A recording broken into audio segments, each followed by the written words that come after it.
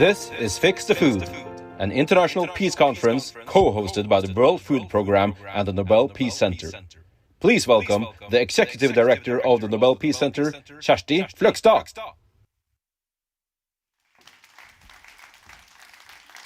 Excellencies, ladies and gentlemen, welcome to Fix the Food, our international peace conference here in Oslo at the Nobel Peace Center, co-hosted with World Food Programme. It's a privilege and a joy to see people in the audience in the room again, and also heartily welcome to all of you following around the globe. I've heard that there's many thousands having signed up for this conference, so we're very excited about this. Last year, almost a year ago, the World Food Programme was awarded the Nobel Peace Prize. The Nobel Committee was putting focus on the link between food and peace and the World Food Programme's work to combat hunger, combat conflict, and to create peaceful society through food systems. And since then, food and peace has been a very prominent item on the international agenda. It has been before, but we believe and have the impression that this prize really has increased the awareness of the links between the two of them. Here at the Nobel Peace Center, we have been exploring the link between food and peace together with the World Food Programme the last year through a series of events and conferences where researchers, politicians and policymakers have discussed different issues and challenges, and not at least what can be done. Today we are marking the end of this voyage together, where we have been exploring this. So with the Fix the Food conference, we are having practitioners, peace laureates, and a lot of interesting speakers on the stage to help us look forward on this important issue. Yesterday, the UN Food Summit also focused on the complex issue of food systems, where climate is also a prominent factor in the whole issue of food. So this is really complex, but we cannot underestimate the importance of food and peace.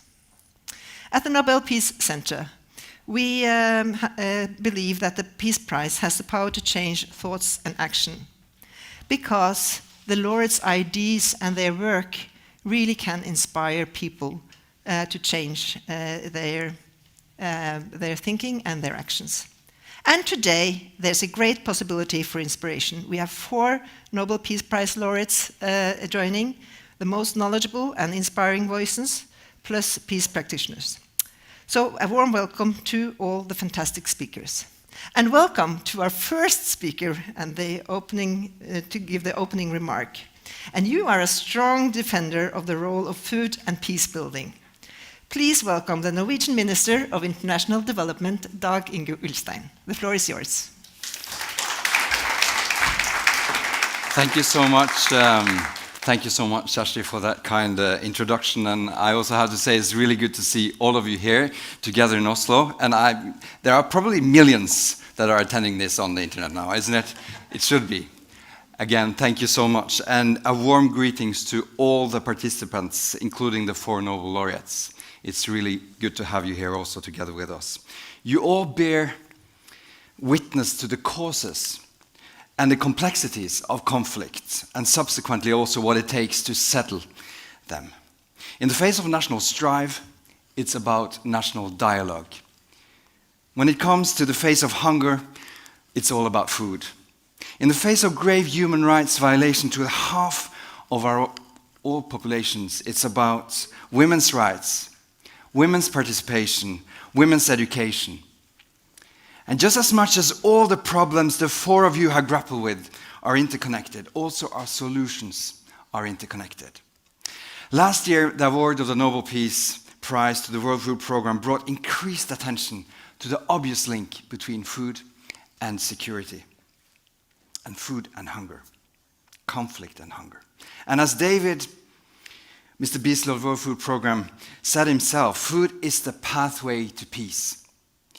But as he also added, famine is at humanity's doorstep. There is no doubt anymore. Food security is security. And since I addressed the UN Security Council on this topic in March, yet another 111 million people have been added to that list. 111 million people. And that is those who do not know where the next meal will come from. This is extremely serious. A terrible and unacceptable total of more than 800 million people are food insecure today. And most of these people are affected by conflicts. The situation is acute, and most of you know this way too good. The situation in Tigray in Ethiopia, we see it in Yemen, we see it in South Sudan, and the condition in Afghanistan is and are very worrying and may getting worse in any minute. Women and children are victims for the most primitive way and method of warfare, and that is hunger. And this is often paired with a systematic looting and destruction of food crops and agriculture equipment. Again, on the other hand, in southern Madagascar, there are no armed conflicts. There, people are suffering what some have dubbed the first climate famine. The consequences of the pandemic comes on top of all this, as I just shared. And this demonstrates the need for a holistic thinking and holistic action. Food systems transformation goes hand in hand with peace building, with mitigation, with climate adaptation and attention to human rights violations. The UN Food System Summit is taking place as we speak, as all of you know. And the Secretary General has presented a call for action which we should all listen to and hear and heed. It is in everyone's interests that we work to transform our food systems and establish programs for climate adaptation. And that is what we try to do in our development strategy here in Norway. There is no time to lose. That is obvious. If we shall reach zero hunger within 2030, which we shall. And the Food System Summit is a starting signal for a new approach in our combat against hunger and consequently also against climate change and conflict. Without peace, we will not have food security, and without food security, we will not have peace. So let's get started. Thank you.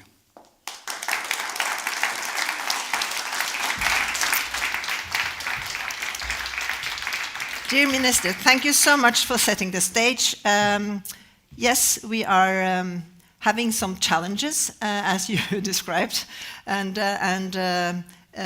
we still have to work very hard on this issue. With this, the conference is officially opened, and we are here to fix the food, as you said, so let's get started. Let me introduce my colleague, Ingvild Bryn Rambøll. You will guide us through the day, but first now you will give us some practical information. Thank you, Kjersti. We are going to fix the food today, and we have 3 hours to do it, so yes, we better get started. Just a little bit of practical information first. This conference is live streamed on YouTube and Facebook. And please feel free to share that link with others and engage in the discussion in social media. You can use the hashtag #FixTheFood. The video stream will be published after the event, so if you miss anything or want to see it again, you can always go back later. Our program today is divided into 3 parts. You can find the link to the program in the chat below. And between the sessions, there will be just very short breaks, but the live stream will continue all the way through the program. In session 1, we will talk about food and peace, hunger and war. It will run until 10 o'clock and will be moderated by Director Kjersti Fløgstad. Session 2 is called On Sustainable Food Systems and the Triple Nexus and will run from 10 to 11. And then session 3, which we have called Fixing the Food, Let's Get Started, will run from 11 to 12. So, as I said, the stream will continue non-stop. So please stay tuned.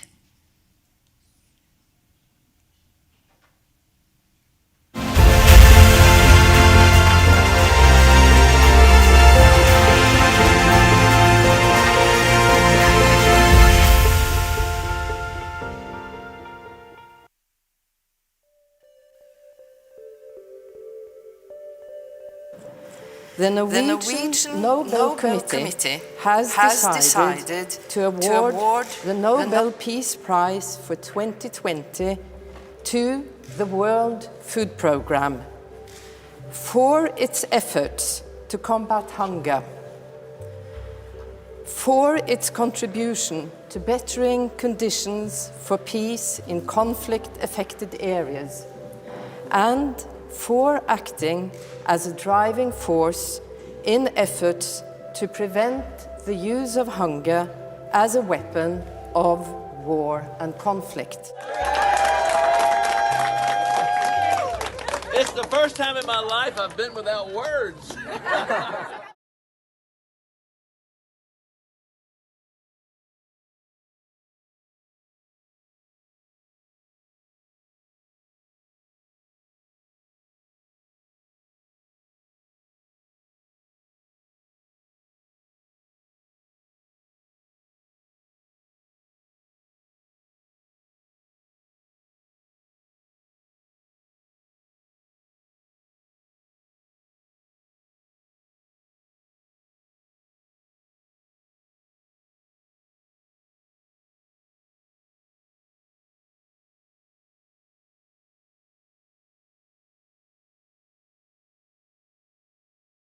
General Assembly and for the Food Summit. So he was not able to make it, unfortunately. But he has addressed us with a message from the US. So please stay. Here he comes. Chelsea, thank you so much. I want to thank you. I want to thank the Nobel Peace Center for the opportunity to continue this extremely important conversation about food security and its critical role in laying a pathway to more stable and peaceful societies. And thank you for gathering together such an influential circle of friends and colleagues today. You're all making a vital contribution to our global movement to end hunger and build a more peaceful world. So thank you from the bottom of my heart. There is enough food in the world to feed every single person. Yet, the fragile food systems mean that 811 million people go to bed hungry every night. And 270 million are just one step away from starvation. Tragically, today in 2021, a further 41 million people are teetering on the brink of famine, are in grave danger of plunging over the edge. The Food Systems Summit has put this critical issue at the top of the global agenda. Now, we all have a duty to ensure that it stays there until every single woman, every single man, girl, and boy has access to enough healthy and nutritious food to survive and thrive.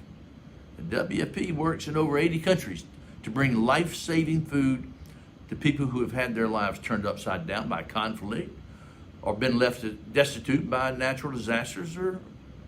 But we also help individuals and communities find life-changing solutions so they can build better futures for themselves and their families.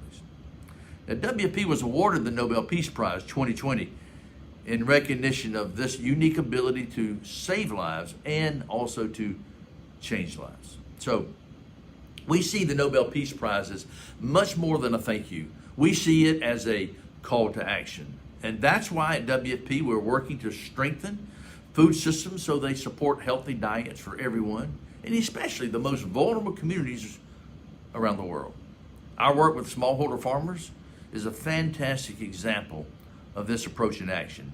In developing countries, for example, small farmers produce around 90% of the food consumed and employs about 2/3 of the population. But many people are barely able to scratch a living from the ground. So when we run post-harvest loss programs, giving farmers like storage facilities to ensure their crops don't spoil before they can be sold, we work with farmers' cooperatives, helping them access the agricultural tools and the techniques they need to grow food commercially. And we use our own firepower as a major food buyer to create and support local agricultural markets. Last October, I was in Niger, in the Central Sahel, when the Nobel Committee announced WP as the 2020 Nobel Peace Prize laureate. During my mission there, when I visited Western Niger, where there are intercommunal conflicts between farmers, herding communities over scarce resources. In this region, up to 80% of the land is degraded. 80%. Local farmers told us that rehabilitating their barren land was their most urgent need because it would allow them to grow the hay, the fodder, the food, the crops they needed to keep the livestock alive. So, WP is working with local farming communities to rehabilitate land using ancient water harvesting techniques and digging half moons, crescent-shaped pits that retain precious rainwater and of course, improve the soil. While I was there, I remember meeting with Bama, a woman in her 50s. She told me about the rehabilitation project and how it had helped the farmers and herders work together and understand each other better. And she told me it helped build trust and keep the peace between their two communities. Food for peace.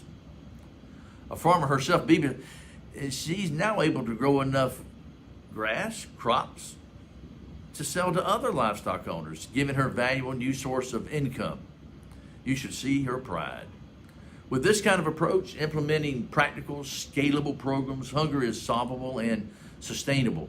Food systems are achievable, but we need all hands on deck. Not later, but now. New and ambitious partnerships with the private sector, donors, national governments, and NGOs, they're absolutely critical. And innovation and scientific know-how are equally important. We desperately need these game-changing ideas and inventions to help fuel our progress towards zero hunger. It's achievable. It's heartbreaking that today in the 21st century, that hunger still blights the lives of the world's poorest communities. As we look to the future, we must ensure that we plant the seeds for more resilient and more sustainable food systems, which can lay a pathway to more peaceful and prosperous societies. And as we build back up after the COVID pandemic, we all need to work together to build back better, stronger, so we can finally realize our shared ambition of a future free from hunger. Thank you, and I hope you have a good and fruitful conversation today.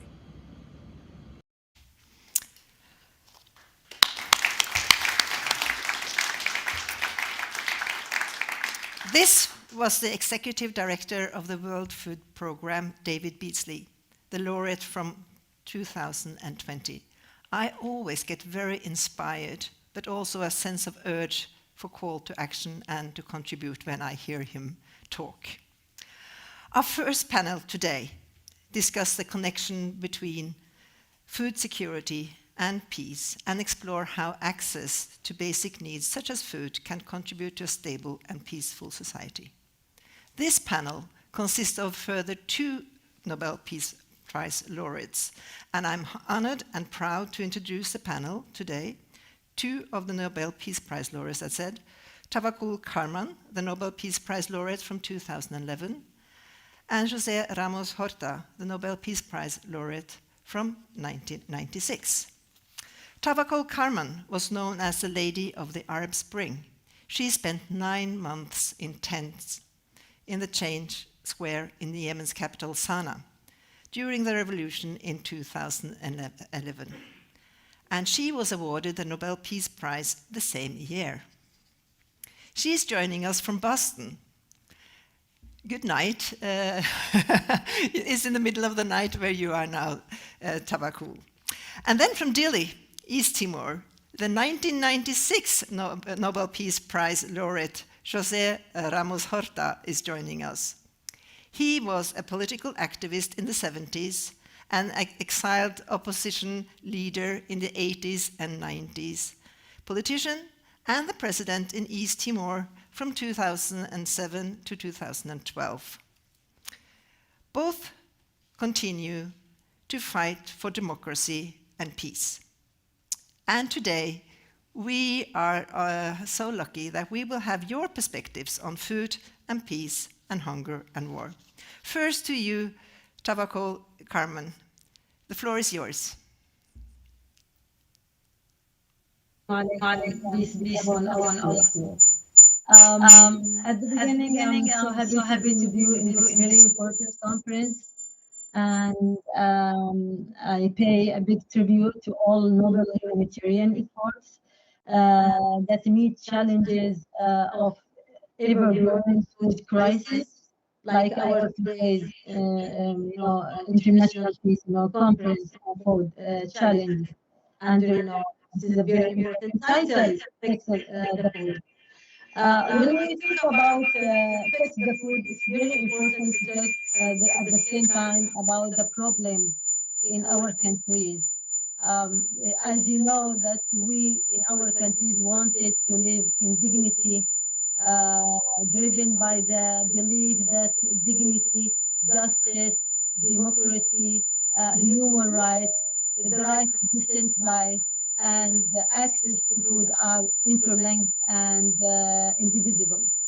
The fact that the global effort continues to address challenges and food crisis will constitute the cornerstones for its development and expansion. Attention should be drawn to the importance of achievements done in the field of global relief and food aid provided to millions of beneficiaries in crisis area, as well as the need for this global effort and global network to be made more effective in providing humanitarian aid. However, a broad view of food crisis will need a deep dive into the political environment that causes wars, violence, and food crisis. And that accounts for the collapse of countries, systems, services, and business sectors, especially in conflict areas where residents, find themselves face to face with complex problems like the lack of access to food, a challenge, that falls among the most urgent problems and needs to be addressed as soon as possible to avoid starvation. In past times, people used to suffer from hunger and severe, shortage of food. Today, at the age, 21st century, huge numbers of people live below the poverty line and have no access to safe and healthy food. So those who suffer have the right to find someone who cares for their misery. Those who lack food have the right to get enough food and water. As this falls, within the most important human right at all, which is the right of life, the right to life. It is really a shame that the world is so advanced in science, technology, and industry, and that at the same time there are millions suffering from hunger and food starvation, food scarcity. There is a link between food and essential issues that control our lives and destinies, such as peace, security, public health, and development. The world that suffers from an issue such as food will fail to achieve security, peace, and development, and will remain unable to move and develop. Wars and strife bring us death, poverty, hunger, famine, and disease. I think no one can say, otherwise. Warlords do not concern themselves with how to secure food for people. And the war economy, unfortunately, does not observe basic activities such as, agricultural. Therefore, poverty and food shortages must be fought through the gate of peace, and the war in many countries must be ended. Finally, I want to say that global food security will not be achieved without proper planning and strategy to reduce conflict between countries and armaments. A large part of countries spend billions of dollars in the manufacture and purchase of weapons, and this matter, as you know, directly affects the increase in poverty, corruption, food shortages, and the low level of basic services. Global food security will not be achieved without proper planning and strategy that resolves conflicts and make peace in countries that suffer from civil wars and internal conflicts, and ensure their non-recurrence and sets preventive measures to ensure that they don't erupt again. While we are fighting hunger and poverty, we should fight at the same time the terrorism, corruption, and tyranny. There is a close link between food, politics, war climate, development, and corruption. The more societies tend towards stability and development and adopt transparent and fair policies, the more societies free from corruption, poverty, hunger, and terrorism. Thank you. Tawakkol Karman. We had some problems with the sound in the beginning, but I think you came through very clear of your thoughts here. Thank you so much. And now, José Ramos Horta, I hope we will have a little bit more success with the sound in the beginning with you. Please take the floor for the next 5 minutes.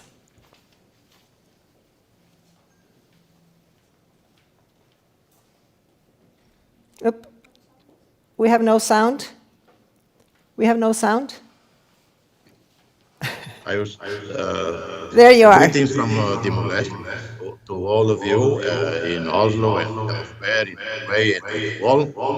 I will start by saying, before I address specifically food for peace, in that first, we in Timor-Leste, this is an island of peace, of stability.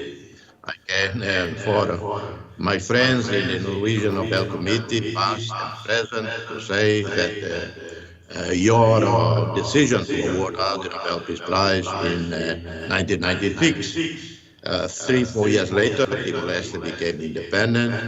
The last 20 years, we have built a resilient country, resilient economy, blessed in part by oil and gas resources in the Timor Sea, but also by international solidarity.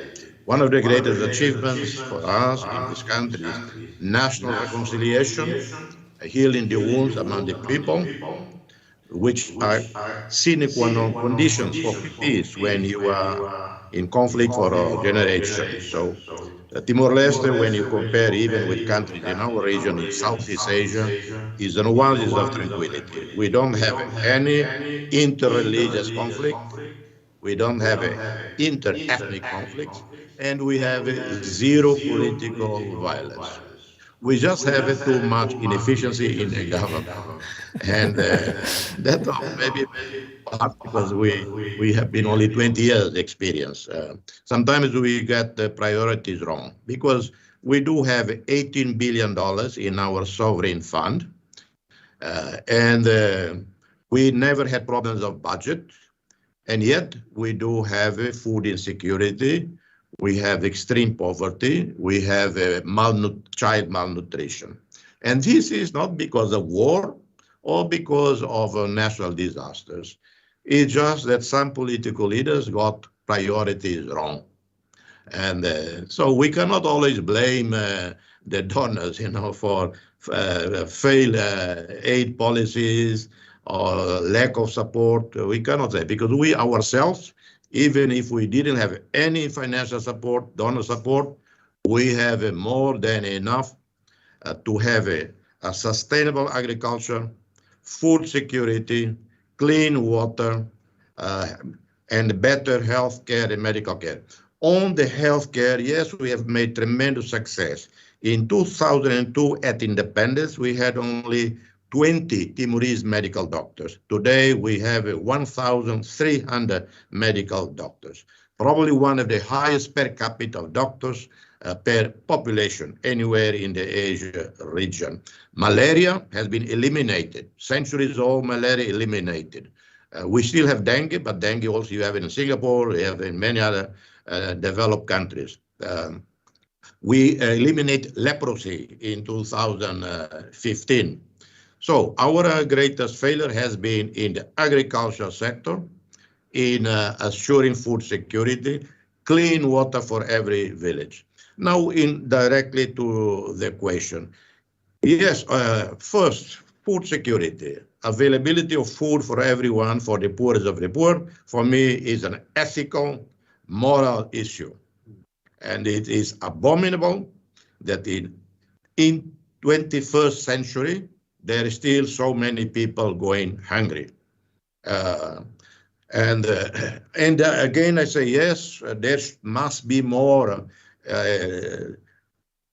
donor country support, the richer countries, the richer foundation, richer corporations, richer families to support more. Solidarity cannot be only from governments. There are today trillions and trillions of dollars in the hands of private sector in Asia, in Africa, Latin America, Europe. The private sector has more money than governments.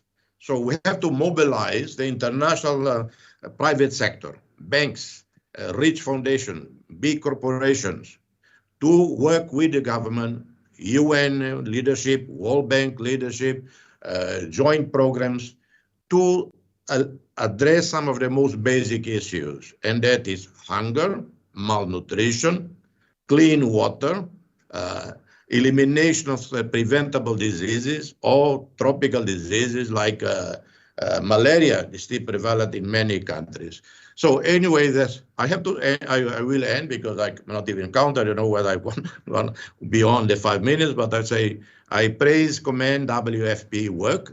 It's extraordinary what WFP have been doing, and in my country, WFP has been very dynamic, energetic, as well as the whole UN system. But let me tell you, I was Secretary General Ban Ki-moon's special representative in Guinea-Bissau. And I traveled a few years ago, and I traveled extensively there. I went to remotest places. And there one day, in one remotest village, I saw a WFP program. No one else was there. It was a WFP program. That really struck me. And because of that, I lobbied, when I went back to the capital, I phoned my friend, the then Australian Prime Minister, to lobby him to give extra money. And Australia was not giving direct money to the UN in Guinea-Bissau. And Prime Minister Kevin Rudd authorized some special fund for WFP in Guinea-Bissau. So much that I was impressed with their presence in the remotest places of the country. And that's what makes a difference. The UN must be with the people and not only in the urban areas. So praise be WFP. José Ramos Horta. I think it's 25 years since you got the Nobel Peace Prize yourself, and you're still a very strong voice for fighting justice and democracy in the world. So thank you so much. Tawakkol Karman, I have to ask you, your home country, Yemen, it's the home of the worst humanitarian crisis in the world today, and it's also the home of the World Food Programme's largest operation, where 16 million people are dependent on food aid. What does the presence of VFP and other international organizations mean for Yemen? We heard just now from our colleague here that, yeah. So what would you say on that?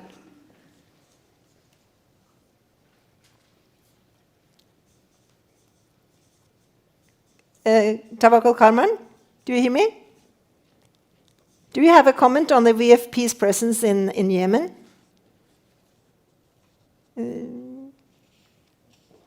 No? What? Jose, okay. Okay, do you hear me now? Yes, now we hear you. Yeah. Okay. Yes. Sorry if I hear the. Yes, we hear you now.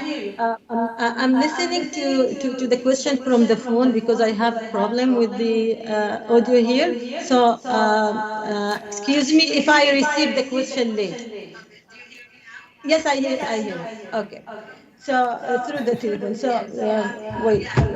So what is in general the international NGOs that are doing well in Yemen? Especially the World Food Program, and congratulations for them, for receiving Nobel Peace Prize. That's a great, recognition for their great work in Yemen and all over the world. But Yemen, yes, Yemen is suffering from the largest humanitarian crisis in the world in the recent, history, and unfortunately, it is not enough to announce the crisis in Yemen as a crisis, of food, or the crisis of hunger.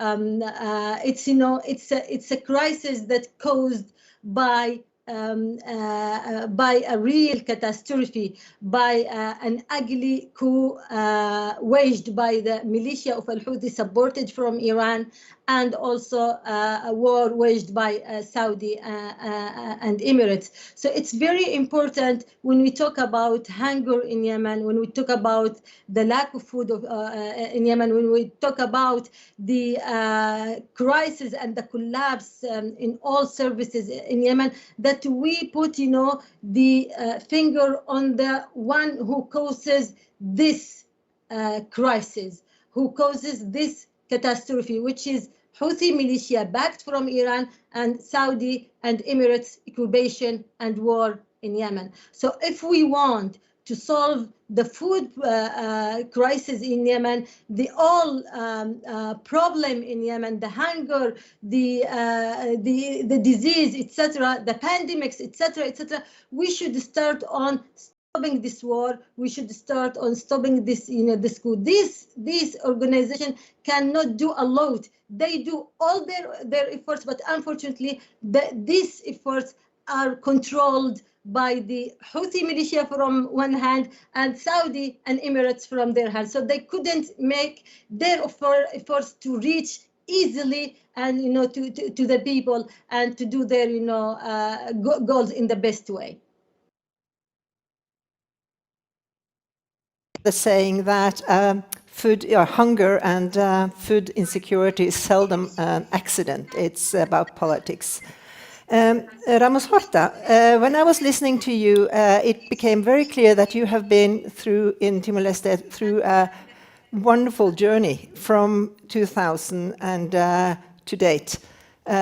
Because in 2000, I believe the situation in your country was much more severe and much more difficult than it is today. And when you're listening to Tawakkol Karman, can you see any similarities? Is there any kind of what do you reflect on the role food aid played in your country back then?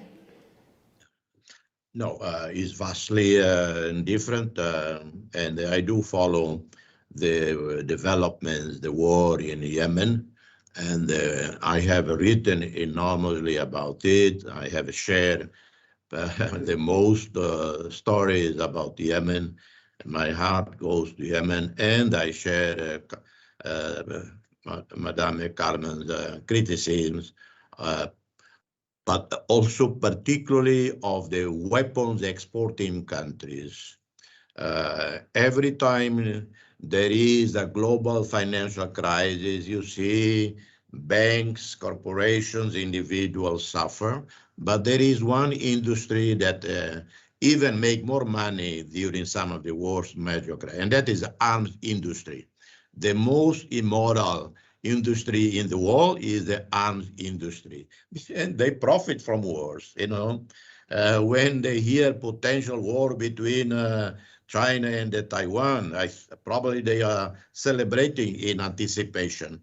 When they hear about the tensions between China and India, or Russia and the United States, or the war, they celebrate anticipation. The most immoral, and this also illustrate the failure of global leadership to stop the arms sales, nuclearization increasingly. But anyway, that's in Timor-Leste. Fortunately, we don't buy too many weapons. We have a very small army, very small police force. We don't have gangs even. We don't have we do have some gangs. I mean, we don't have organized crime, We don't have organized crime because generally we, as a country, we are very much disorganized. So even our criminals are not very organized. So that's why we don't have organized crime. And it is the most peculiar, peaceful country in Southeast Asia. We have a majority Catholics, 98%. We have Muslims. We have now Hindus. We have Buddhists. We have and zero religious violence, ethnic violence, and zero political violence, and no organized crime as such, and no bank robbery. So very different. And then you have the pharmaceutical industry is one of the second most immoral, followed by the banks. So these three industries, the weapons industry, the pharmaceutical industry, the banks, these are the worst in the world. And sorry, I know the Norwegians are incredibly discreet and polite, and Madame, you're probably very embarrassed with my diatribes, and Not embarrassed. Thank you so much for being clear. And I think that is some of the very strong and inspiring things with the Nobel Peace Laureates. They are activists at heart, and they have a cause. As we said earlier, I think you are able to open our eyes with your messages and inspire us all to think deeply around the issues that are surrounding us. I was going to ask you the largest obstacle for peace in the world today, but I think you both actually have answered that. It's about lack of government, and it's about corruption, as I have heard you very clearly. And I don't know whether you have anything very short to add to that question, the obstacle to peace, whether it's, it seems very clear to me that bad governance and corruption seems to be what you both are focusing on, war and conflict, as a cause for war and conflict. Very short to you, again, Ramos Horta, perhaps you have a short comment on the obstacles? Well, I would say very important for success in terms of peacemaking, peace building, in delivering to the people the dividends of peace, dividends of independence, of democracy, is national leadership. National leadership that embrace everybody, that include everybody, that reach out, that shows strength in reconciliation, and at the same time deliver to the people their basic expectation, and that is 3 meals a day, clean water, health care, because only in conditions of peace, any government and the international community can really address the root causes of poverty and assist in sustaining development and helping the resilience of the people. Thank you so much. Tawakkol Karman, would you have a very, very short comment to end this panel discussion?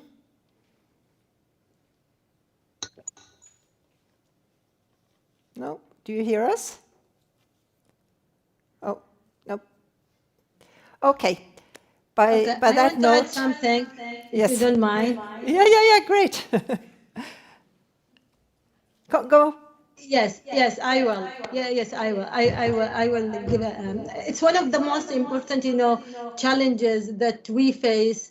Is unfortunately that the international community doesn't do their duties to support people around the world to have real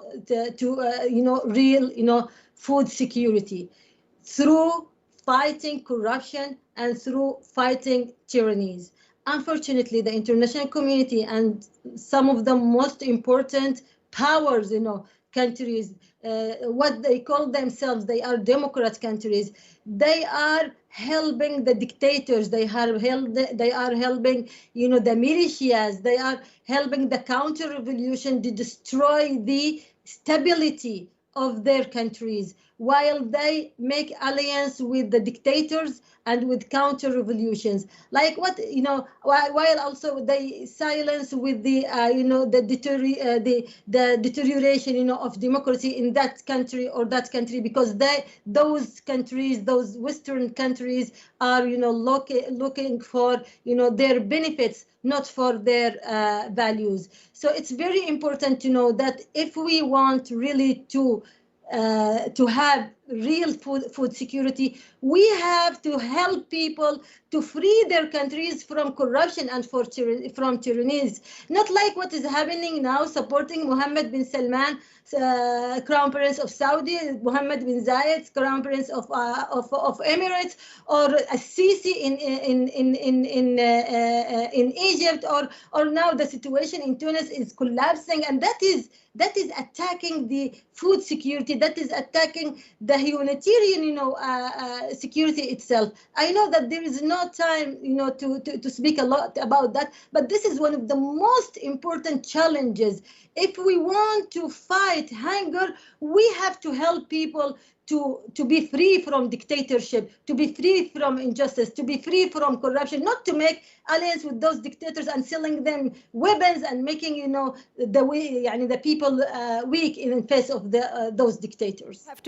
Thank you so much. And we have to move on in our program, but thank you so much to both of you for your interventions and your very clear messages. Thank you so much. Thank you so much. And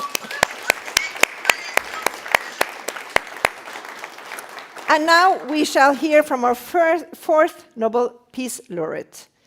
In 2016, the president of Colombia was in the middle of negotiating peace accord that was going to end more than 50 years of civil war in Colombia, when he was awarded the Nobel Peace Prize. Food and access to land played a big role during the negotiation. We are looking forward to hear from you, Juan Manuel Santos. Dear friends, it is an honor to join you today at the Fix the Food conference to share some brief reflections on the role of food for peace in Colombia. Peace begins in the fields, and there can be no peace without food security, nor food security without peace. These were the words of Graciano da Silva, the Director General of the Food and Agriculture Organization, during his visit to Colombia back in May 2016. I agree, and this has been certainly true in Colombia. The war had a heavy toll on our countryside. Most of the millions of victims were peasants. It greatly reduced productivity in the rural sector. It increased the social gap with urban areas and deepened even more our inequalities. Colombia is classified as a middle-income country. We are now members of the OECD, but we do not rank well when it comes to income inequality. Poverty and extreme poverty increased with the pandemic, and, as usual, the ethnic minorities in former conflict areas, including indigenous and Afro-Colombian communities, are particularly bearing the brunt. Bearing in mind that there is no peace without food, we decided that the first chapter of the peace agreement would be a comprehensive rural reform, a wide-ranging development plan to invest in the countryside. The reform had a specific point on the right to food, which included the development of programs against hunger and malnutrition with national coverage, especially for the rural population. I would like to take this opportunity to thank the World Food Programme, the 2020 Nobel Peace Prize recipient, for the wonderful work it has been doing in our country by supporting the most vulnerable populations. Armed conflict, violence, and displacement had also been fueled by the fact that Colombia was, and still is, the most unequal country in Latin America in terms of land distribution. For that reason, the peace agreement aims to address this long-standing challenge. Some progress has been made in giving thousands of victims displaced by the barrel of the guns their land back, but much, much more is needed. Unfortunately, very little has been done so far on this point, and we all hope that the next government would be much more enthusiastic. It is a national necessity. Until we have a more just land distribution and more prosperity in the rural areas, we will not be able to say that peace has really consolidated. According to the FAO, Colombia has enormous untapped potential to become a breadbasket for the world, with some 26 million hectares of arable farmland, of which only 7 million are currently under cultivation. We also have one of the richest biodiversities in the world. Peace with the FARC should allow us to take advantage of our potential, but we must do all this without forgetting that we're also one of the most vulnerable countries to climate change. Global warming threatens food and water security here in Colombia and everywhere. More commitment is needed. We simply cannot afford to fail in the next climate change summit in Glasgow. If we don't stop global warming, we will perish. But notwithstanding all these uncertainties, I remain optimistic that the COVID-19 pandemic and its catastrophic impact on people, nature, and the global economy will force a reset that unifies all nations towards solving the world's most pressing issues. It has taught us that we need more empathy, we need more compassion, we need more trust so we can cooperate, because nobody is safe until everybody is safe. As we have learned in Colombia, global warming, food security, and peace are interdependent. That is a lesson we must never forget. I am hopeful that we will find a way to work together, to leave no one behind, so that no wars will be waged for hunger or thirst. Thank you.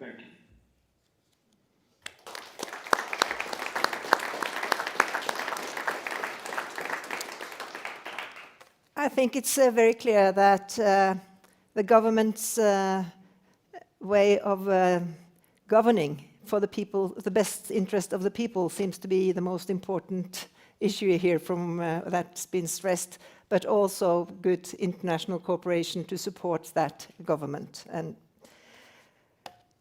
we are so lucky to have with us one of the world's most highly recognized scientists on global sustainability issues, the man behind the Planetary Boundaries Framework for Human Development.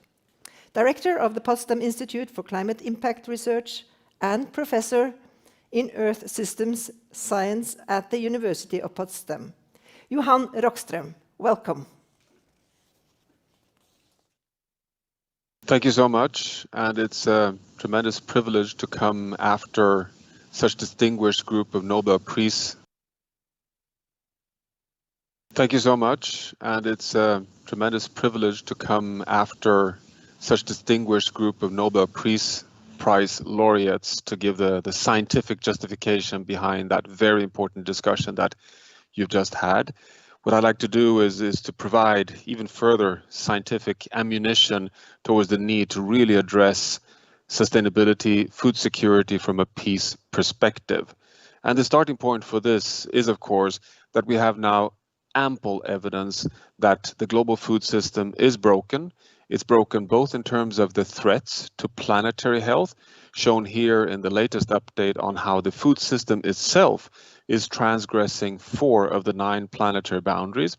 In fact, it's the single largest consumer of fresh water, 70% of withdrawals of fresh water, the single largest cause of undermining ecosystems and biodiversity. It's a 24% of global greenhouse gas emissions, including deforestation, but it's also a massive cause of land expansion and overuse of nitrogen and phosphorus, polluting waterways and coastal zones. All of this together, not only threatening the stability of the planet, but also threatening social stability and thereby displacement, migration, and conflict. But it's also a threat to people's health. Up to 10 million people die prematurely every year due to unhealthy consumption of food. So taken together, this is a crisis point that now has to be connected, food and peace together. The latest IPCC assessment, the 6th assessment, confirms the challenges we're facing. At 1.1 degrees Celsius warming, we have now unequivocal scientific evidence that humans are causing more severe and more common extreme events. Now, when you think of it, all of these hit the food system. We're talking about droughts, floods, forest fires, heat waves, hitting humans directly, yes, but also the food system. In fact, the Stockholm Environment Institute just a few weeks back published a report showing that we are at risk of losing up to 30% of some of the key staple food crop yields because of climate change, affecting even the global food trade system, which can undermine the security of food imports in vulnerable countries that depend so much on the big exporters of food. But even more seriously is now the evidence that we are moving towards points of potentially crossing tipping points, where we can no longer exclude destabilizing ice sheets, losing large parts of carbon sinks in the big biomes like rainforest, destabilizing ocean heat and acidification, all of which undermine the sources of food. And these would be long-term commitments that are irreversible. So these are factors that have to be taken seriously, so seriously, in fact, that I do share Antonio Guterres, United Nations Secretary General's conclusion after the IPCC assessment that this is scientific evidence of a code red for humanity, and that we have, all these series of threats to the food system and thereby to stability in societies, from heavy rainfall, droughts, fire, acidification, and extreme heat. These are now well attributed and well established and will increase as we move along, even if we are able to stabilize the temperatures at 1.5 degrees Celsius. For the food system, I would argue that the most dramatic, so to say, immediate impact is the fact that every 1 degree Celsius of warming adds another 7% of moisture in the atmosphere. So we're not only loading heat, we're loading power in the planetary system. 2 degrees, 14%, 3 degrees, 21%, massive amounts of power that, of course, leads to even more extreme storms, flash floods, and extreme changes in seasonal patterns affecting food security fundamentally. The pathway to be able to avoid the worst outcomes is transformative. It's not only about a landing zone of a fossil fuel-free world economy by 2050, which everyone is talking about. It's also about transforming the food system from being the world's single largest source of greenhouse gases to becoming a sink, and to build resilience in the food systems to avoid expansion of disease, to reduce risks of losing crop yields because of extreme events. We simply have to start really investing in both sustainability, health, and resilience in the food system. Now, this requires a recognition that the crisis pattern we're facing is much more complex, and that's why it links so closely to peace.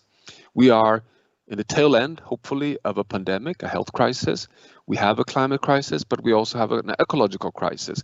And these crises interact and impact society's stability directly. We know that all the pandemics in the world are zoonoses. We know that a majority, 70% of epidemics, are viral disease infections caused by zoonoses, virus spillovers from wildlife, often via domestic animals, to humans. All has to do with the food system. We are exploiting nature in an unsustainable, risky way with wild food trade and unsustainable transport and hunting measures, which increases the risk of zoonotic viral diseases. Just look at this increase over the last 40 years of the biggest viral spillovers from Zika, HIV, the avian flu, swine flu, and now then COVID-19. So if you want to avoid what we're now starting to see more and more indications of how climate change and environmental change immediately hits peace and security via the food system, it is now the focus we requires. And this is not only in terms of instability shown here, for example, in the indications we have between climate change and food with regard to the Arab Spring, with regard to the Syrian war, with regards to instability in Sudan, with regards to instability in Mali. It's also about reducing risks of future pandemics. So we have to take these interconnections really serious. Science works very actively on this. Here's one assessment showing the risks in the future of migratory flows due to climate change when undermining food security, particularly in middle income and agricultural dependent countries. And just look at the dark red with high risks of migration in large parts of Latin America, West Africa, Southern Africa, and Southeast Asia. We have also analysis today showing how this interacts with heat waves. And what you see here is in the colored scheme, the sensitivity or vulnerability of economies. The dark blue are the OECD countries, but dark red are the most vulnerable economies in the world. The black patches here are regions that have today an average temperature of at least 30 degrees Celsius. So that's a health threshold beyond which we risk health threats up to mortality of humans. But you see these hatched lines are the regions that will have at least 30 degrees Celsius of health-threatening temperatures if we continue emitting greenhouse gases as today by 2070. So in just 50 years' time, we risk having 3.5 billion people essentially in unlivable areas. And just look where it is. It's large parts of Brazil, West Africa, Horn of Africa, Middle East, India, Southeast Asia. This is a recipe for displacement, conflict, migration, basically threatening peace. So fundamentally, we need to work much more actively on the climate conflict nexus, which we are working on very actively today scientifically. We also need to recognize that it is time to come back within planetary boundaries. The safe operating space for humanity really matters, and it's all about food and peace to fundamentally have a future. The turnaround of food is a huge challenge, but we have recently run all the work that we have in our modeling at the Potsdam Institute showing that with current conventional technologies, we can actually only feed 3.4 billion people if we would take sustainability seriously. But if we turn this around and invest in regenerative, restorative, and much more focused sustainability measures that are technologies that are available and in many pilot projects already applied, we can actually feed up to 10 billion people within planetary boundaries. So it's not utopian to build a more resilient, sustainable, and healthy food system in the world that can, achieve what we're all after, to achieve the Sustainable Development Goals of good well-being for security and peace within a stable and resilient planet. The big challenge for humanity, but definitely a key topic on the table, and you're addressing this right as we speak, and I think that is a very, very important discussion to pursue. Thank you very much. Thank you very much to you, Johan Rockström. And with these facts and figures, it's time to stretch legs, grab a coffee, and get ready for the next session on sustainable food systems and the triple nexus. We'll start in a couple of minutes after this.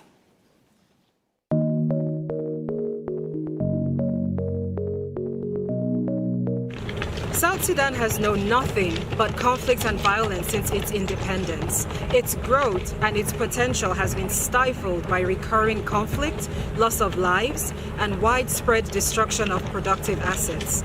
Opportunities for peace and development have been missed.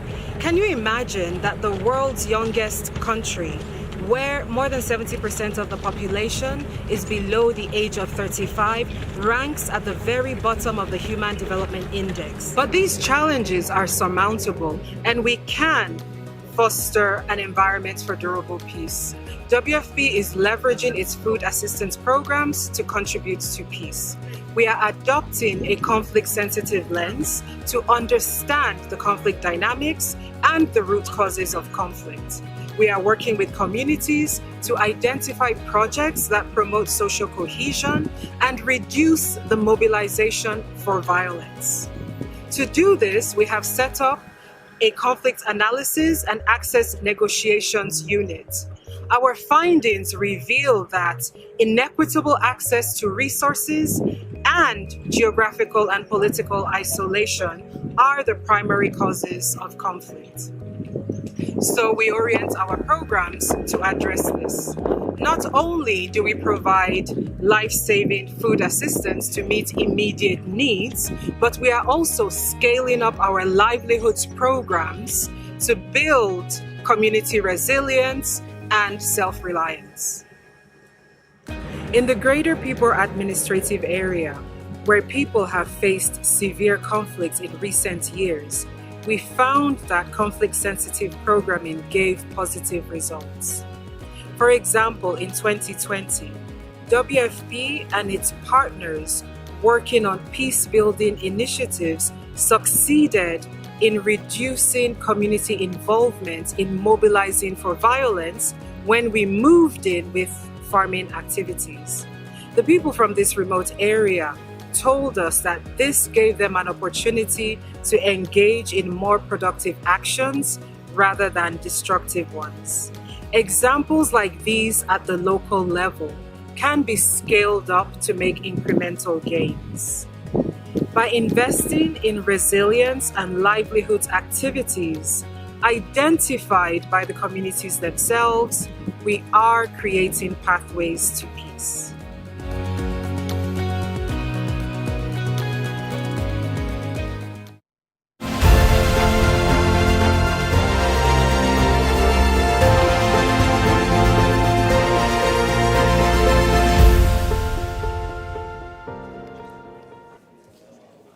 Welcome back to Fix the Food and our session 2 on sustainable food systems and the triple nexus of humanitarian aid, development and peace.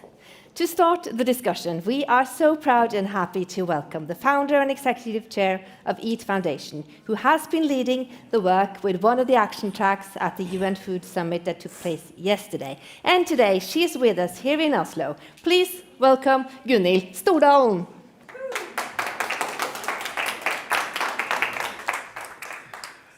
Good morning, everybody. Great to be here and great to see so many of you in person. And a huge thanks to the Nobel Peace Center and the World Food Programme for co-hosting this very important and very timely event. So I was asked to provide a report from the UN Food Systems Summit. We all know that the summit took place yesterday, so I feel like this is my debut as a correspondent of sorts, a correspondent reporting from the cyber front lines, given that both the preparations and most of the summit were virtual. But let me start with some of the main achievements of this literally historic summit. First, it's the very first time that the world has gathered at the highest level to address our food systems. And that in itself, that is a breakthrough. The world recognizing that food is a system. When we in EAT started our work 8 years ago, we were basically alone talking about food in this way. And this shift in mindset, it's not a small thing. Indeed, I would argue that this is the most important lever for transformative systems change. It means that we are leaving behind the comfortable assumption that we can deal separately with the issues of hunger, of health, climate change, environmental degradation, and livelihoods. We cannot. These issues are inextricably intertwined, inextricably interlinked. And one blind step forward in one of these outcomes can lead to two unintended steps backwards in another. So this mindset shift is a really powerful shift. And the good thing about it, you know what? We can never, ever go back. The second thing, the preparation for this summit have unleashed a benevolent monster of unprecedented energy, engagement, activity. More than 140 countries now holding their own national food systems dialogues. Cross-sectoral, cross-ministerial, multi-stakeholder. What the heck does that mean? Well, they have everybody at the table. All stakeholders at the table, from farmers to different ministers. And this is literally only some 4 years ago since we at EAT, together with David Nabarro and partners, that we piloted the very first food systems dialogues. Think about that for a second. A lot has happened. And already, and this is incredibly encouraging and incredibly important, already more than 100 countries around the world have, by now, I checked yesterday, defined their national food systems pathways towards sustainable, healthy, equitable, and resilient food systems by 2030, really recognizing that fixing food is a prerequisite for achieving the Sustainable Development Goals and the Paris Climate Agreement. I have to say, though, I couldn't see Norway on the list. I told Dag Inge what is happening. Lise is here. I'm assured that the pathway for Norway is coming up shortly on the website. Anyway, in parallel, the 5 action tracks set up to shape the summit agenda have done just that, and we have done more. Built on the best available science and more than 2,500 solutions crowdsourced from all over the world, from all and any stakeholders, we have now built several global action coalitions, and we have built a global action agenda for the years to come to tackle the main challenges that Johan talked about. We have also heard from young people. Young leaders, young people from all over the world, like never before. The Act for Food, Act for Change Youth Pledge, led by youth leaders from all over the world, have by now already received more than 60,000 individual pledges for food systems change. all of this is not to say that we haven't had, and we still have, major challenges. As Johan said, or indicated, we are basically running out of time. There is still time, but we are running out of it. And major vested interests are doing what they can to put the brakes on meaningful transformation. Whether it's the interests behind industrialized, factory-farmed meat production, or those peddling in unhealthy, ultra-processed foods and beverages, well, we've seen all kinds of efforts to undermine, to distract, to cause division. So what is really needed is for governments now to put in place economic and other policies based on the true value of food. Because, you know what? We need to start measure what matters. Today, prices do not account for the full positive and the full negative consequences of different food choices. And I assure you, the price you pay or the true cost of that burger menu at any fast food restaurant, or if you look across health, environment, climate, it's not cheap at all, I promise you.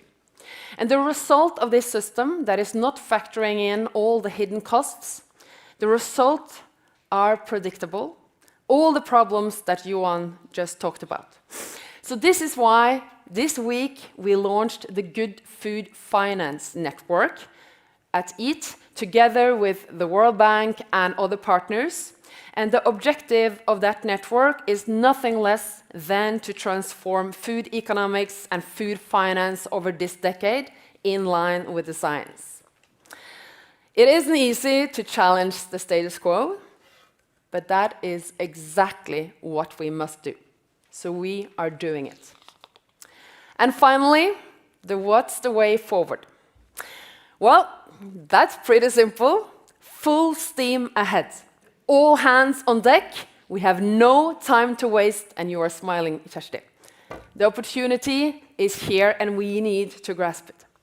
We must now come in behind all those countries embarking on their national pathways, help them make them as ambitious as they have to be. And this is why all the organizations behind the 5 action tracks, GAIN, EAT, WWF, CARE, ECAD, and the Club of Rome, why we will now forge a new alliance called the Food Forward Consortium, so that together we can provide stronger, more consolidated support to countries and other stakeholders towards the 2030 milestone, because we need to translate action into and solutions into game-changing action on the ground. So please join us, come on board. The summit has come and gone, but the hard and exciting work to fix the food is only just beginning. We have the science to say it is possible, and yes, we can together. Thank you so much. Thank you so much to you, Gunhild Stordalen, for bringing us all on board this important travel. And now we shall welcome another special guest, and the only speaker who's been able to travel to Oslo from abroad for this conference. He is director of Stockholm International Peace Research Institute, SIPRI. SIPRI has partnered with the World Food Programme with the aim to explore how food can contribute to improve the prospects for peace. Dan Smith, the floor is yours. Thank you very much, Ingvild, and thank you very much to the Nobel Peace Center and to the World Food Programme for setting up this tremendous meeting today and the year's work that you've been doing to bring together the issues of food and conflict. At the outset, the Minister Dag Inge Ulstein remarked that about the obvious link between food and security. But you know, I'm a researcher, and I run a research institute. And it's our job not to take the obvious for granted. So in the context of our, so far, I think 3.5, nearly 4-year partnership with the World Food Programme, we have been going into the details and asking not just about the big picture, but about what happens on the ground. Because it's okay and it's right to think that the connection is obvious. Food is foundational for peace, right? The hungry man is an angry man. Bob Marley sang it a long time ago when even I was young. But what does that really mean in practice? What do you do about it? Are there things you haven't thought about? Are there things that you should be a little bit careful about doing because though they seem obvious, they might have harmful side effects? Are there other things that you could be doing if you could just learn how? And you, the World Food Programme, and everybody who wants to work on this issue, are working in complex, insecure contexts which are battered not only by violence, but by political interest and by economic interest, which we've been hearing about during the course of this morning. So in our work with the World Food Programme, in our very careful way, we have asked, well, what is the World Food Programme's contribution to improving the prospects for peace? And we phrased that question very, very carefully. You know, if you go to conflict-affected countries, you cannot guarantee that what you will do will lead to peace. There are so many actors around, but you can improve the prospects. But it won't just be you, even if you're the world's largest humanitarian organization. There are other people, there are other actors, there are local communities, there are youth groups, women's groups, there are indeed private sector companies, there are farmers, all of whom need to work together. So what is the contribution you're making alongside of others? Does it ever have harmful effects? And what could you do to improve it and strengthen it? We've looked at a number of countries, 6 so far that we can draw fairly firm conclusions about, 6 more that we're looking at by the end of next year. And one of the things I think that we've understood is that some of the effects which the World Food Programme has been achieving that are peace positive have kind of been side effects. So one of the things that we've done is to try to find a way to move unintended but beneficial side effects into the forefront of the activity and the programming and the planning. And for this we've drawn on the idea of a theory of change. If I do this, this will happen. And can we systematize that? We've imputed the theory of change out of the World Food Programme's activities very often, and we've found some theories of change which are quite broad and some which are quite specific. I'll go into them in a second. And in all of them, one of the things that we have understood and that World Food Programme country office staff, I think, almost inherently, instinctively understand, is you have to do this carefully. I mean, we've been hearing all morning just how political peace is. You can't ignore the politics. Being blind to it is going to lead you astray. If you don't see the landmine, you're going to put a foot on it, right? But you can't, neither can you really try to run the politics. We've seen what happens. We know what goes wrong when outsiders try to run the politics in fragile and conflict-affected states. We're looking at the consequences of that, not only in Afghanistan, in different places around the world. So what can be done and what does get achieved and what are our conclusions? Quite specific sort of thought that we've drawn out of the work. The World Food Programme does a lot of cash-based transfers. Doing it electronically is more secure, there's less risk of fraud and diversion.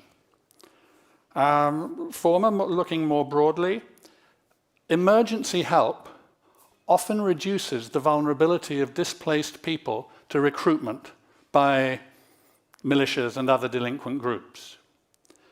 If you can help a state strengthen its service delivery, you probably build trust, and trust is one of the foundational features of stability in a society. Through supporting work on livelihoods, you can facilitate, you can make possible peaceful interaction between different community groups. We were hearing some of that, something about that in the film from South Sudan. Likewise, if you can help achieve better access and better distribution of basic natural resources, I'm talking about water and farming soil mainly, you enhance the resilience of local communities. And it's also important to think about these communities not just in a kind of one-track way. Yes, they're agricultural, but some people don't want to be farmers. And actually, some of those young men who got recruited into the fighting force, they're damned if they're going to be farmers. We've seen too often that when people are given one option by the outsiders in a disarmament and demobilization reintegration program, they're given one option, which is, here's a job for you. And they think, no, I don't like that, I'll go for the gun. And they join the criminal underworld or something. So it's diverse economic opportunities that help the sustainability of reintegrating combatants. And what this means for the World Food Programme looking ahead is think carefully about targeting. Targeting aid and assistance towards specific groups is important, but don't let it become exclusionary. Messaging, talking about the work which is done in a clear and honest way, is also a very important part of building trust amongst communities. Communities are going to talk, People talk with each other about stuff and about what's going on. So just make sure they have the right material to be talking about. Participation is fundamental, community-based participation. And that means that you have to think seriously about partnership. Partnership is too often taken by big international organizations as meaning really subcontracting. You're my partner because I pay you to do a bit of work. Get on and do it. Did you do it well? Yes, no, thanks, move on. Right? That's not partnership. It might be worthwhile, but it's not partnership. Partnership is thinking together about the strategy, the aims, the objectives, assessing, being together all through it. And that means you have to commit. World Food Programme and others need to commit themselves into this work. Look, the increase in world hunger over the past few years has been driven primarily by armed conflict, secondarily by climate change. Food security needs peace. What our work also shows is that peace needs and can be built through food security. And the World Food Programme is learning how to. For us, this is a really inspiring partnership. We're learning so much, and I hope the World Food Programme is too. So that was my speech, which I was asked to give. You're now free to applaud if you like.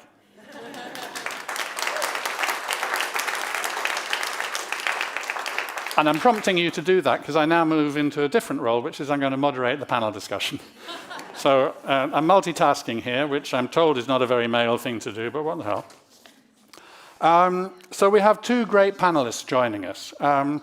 Susanna Moorhead, who is the chair of the OECD Development Assistant Committee, is joining us from Paris. And Her Excellency Amira El Fadil, the Commissioner in the African Union Commission on Health, Humanitarian Affairs and Social Development, is joining us from Addis. And at the moment, I can't see them on... hello. Good morning and welcome to both of you.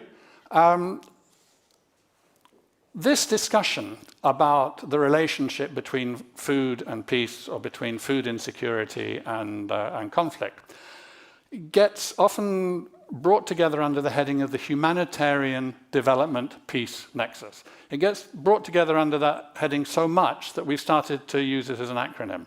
We talk about HDP. So, which sounds a bit like a food manufacturing company, but never mind. What is so special about the HDP nexus? Why do we need to be thinking along those lines if we're thinking about this set of issues? I'll start with you, Susanna Moorhead, if I may. Yeah, thanks very much, Dan. And Amira, it's great to see you. We're old colleagues from the African Union, so there's always a pleasure to join a panel. But when you see old friends, it's even better. And just before I answer your question, I really did want to congratulate the World Food Programme, but also the Nobel Peace Prize givers for awarding this to the World Food Programme, because it just shows that you cannot divorce development and peace from humanitarian. And I agree with you about the acronym and indeed the word nexus. But my Development Assistance Committee passed this as one of our recommendations to really address something very, very simple, which is the continued siloing and separation of development activities, humanitarian activities, and I think critically, consistently underestimating the importance of peace. And it was a way of getting DAC members, but also many, many UN agencies to say we have got to stop segmenting our responses. We're never going to achieve food security if we don't work better together.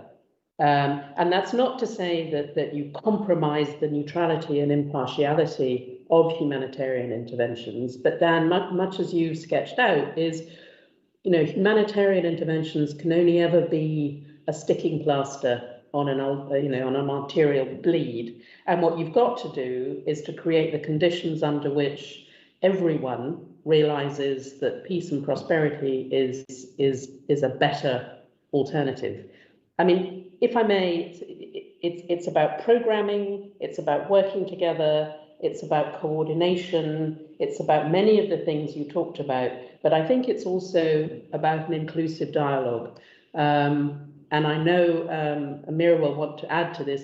I think women were a little bit absent from your analysis, and there is overwhelming evidence from many of, certainly much of Africa and many of the conflict hotspots of the world, that if you include women in the dialogue to build peace, to really deliver the humanitarian development peace nexus, you stand a far, far better chance of success. So, I mean, I'm happy to, I can always drone on about the details of the nexus, but for me, its most compelling headline is collaboration, coordination, and stop the competition and start working together. And I mean, just to finish, I would say, I think it is genuinely horrific that we have the spectre of so many famines in the world this year in 2021. I think many of us thought that, we had finally put that scourge to bed, and we have more high-level famines in the world now than at any time this century. And surely it must be possible for all partners to come together to do a bit better on this agenda, and the nexus is an initial stage in that process. Thanks. Thank you, Susanna. Can I then put the same question to Amira El-Fadil, and then come back to Susanna? We'll kick it around a bit more between us. But start us off with what is special, what is important about thinking about these issues through that triple lens of the humanitarian development peace-building nexus. Thank you very much. And on behalf of the African Union, I would like to thank the organizers for this very important conference, and also to greet you, Susanna. It's good to see you. For us at the African Union, I can say that we see the link very clearly, and there is, yes, a nexus, and there is a correlation. But being responsible about humanitarian affairs at the African Union, and having my own personal experience back then in my country, Sudan, as a minister responsible about humanitarian affairs, and I'm bringing this because I know David Presley was in Sudan and in South Kordofan in a conflict zone area, and I have my experience myself in this area. When we talk about humanitarian ceasefire, when we talk about humanitarian accessibility, so when we want to go in a conflict zone area, and we know in Africa we have many conflicts in the continent, 16 or more conflicts and ongoing conflicts. We have peace agreements, but it's not honored, it's not sustained. So having such vulnerable situations, and having WFP and having international partners who come in to put solutions, to deliver food to the needy. For me, I look at it that, yes, the food shortage is a problem. Food shortage is one of the causes. But I always look at those who are coming to help. How will they have sustainability for this peace if it's only about food delivery? It's not about helping and supporting the local communities. We have not focused in our discussions, and I'm following up since the beginning of this conference. We are not talking about the affected population, the civilians, the women, the children, the communities that's affected by these humanitarian situations. How are we going to empower these communities? For me, this is the main question that we need to talk about. These farmers who are producing food, the majority of the farmers who are producing food in Africa are women. How are we going to empower women economically? How are we going to make sure that these women farmers are protected, these women farmers are empowered, are given accessibility to capital, are supported, are put in a value chain processes to make sure that they will produce their own food, but they will be secure themselves. Security is very important for them as farmers. Security is very important for the communities. For me, the most important thing that we should focus, whether as international stakeholders or the governments, those have the direct responsibility about these affected areas. We have to empower the local communities. We have to give them the opportunity to produce their own food. Because appreciating all what WFP is doing, I know that WFP also was part of some of the very successful experiences, like a project known in my country, Sudan, as linking farmers to the market. Is a very successful project. WFP was part of school feeding programs. These are the programs that will bring stability to these affected areas by the conflicts, whether we are talking about conflicts, whether we are talking about areas affected by natural disasters. I think just bringing in this issue of empowering the local communities and empowering women, for me, it is a starting point to talk about sustainable peace and stability in the affected areas. Thank you. So thank you so much. Susanna Moorhead, can I come back to you then? And can we go a little, before we come, which I want to in a few moments, to the discussion about the opportunities moving forward, and I think that Amira El-Fadil has really set the scene for that by demanding that we talk about communities, people, participation of the farmers, the women, the young people, the men, and so on. Before that, can we go a little bit more into what do you think are the obstacles to integrating work, or connecting work, if integrating might be the wrong word, across those three sectors? I mean, you said siloing, and we all talk about that. I think that a conference like this just isn't complete unless somebody, a senior official or a minister, says, we have to stop thinking in silos.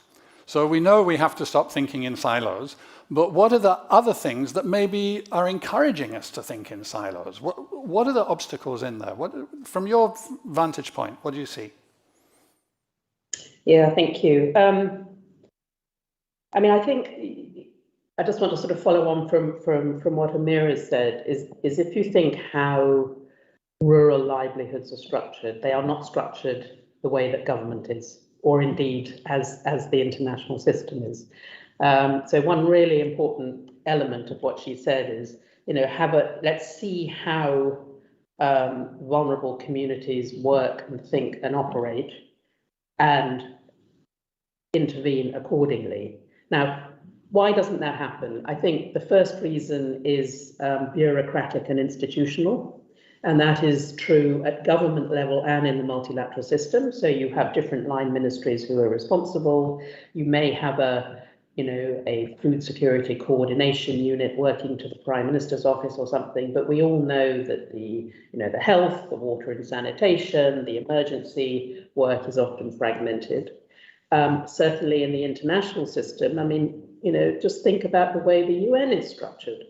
I mean, you have the World Food Programme, you have UNICEF for children, you have UN Women, you have UNDP, etc., etc. Now, I think it is fair to say that in recent years, the UN has got much, much better at working across the piece, but we've all I mean, Amira and I certainly have sat in those meetings where you've got the UN speaking with, several different voices, and it feels much more, it's not just silos, it's competition.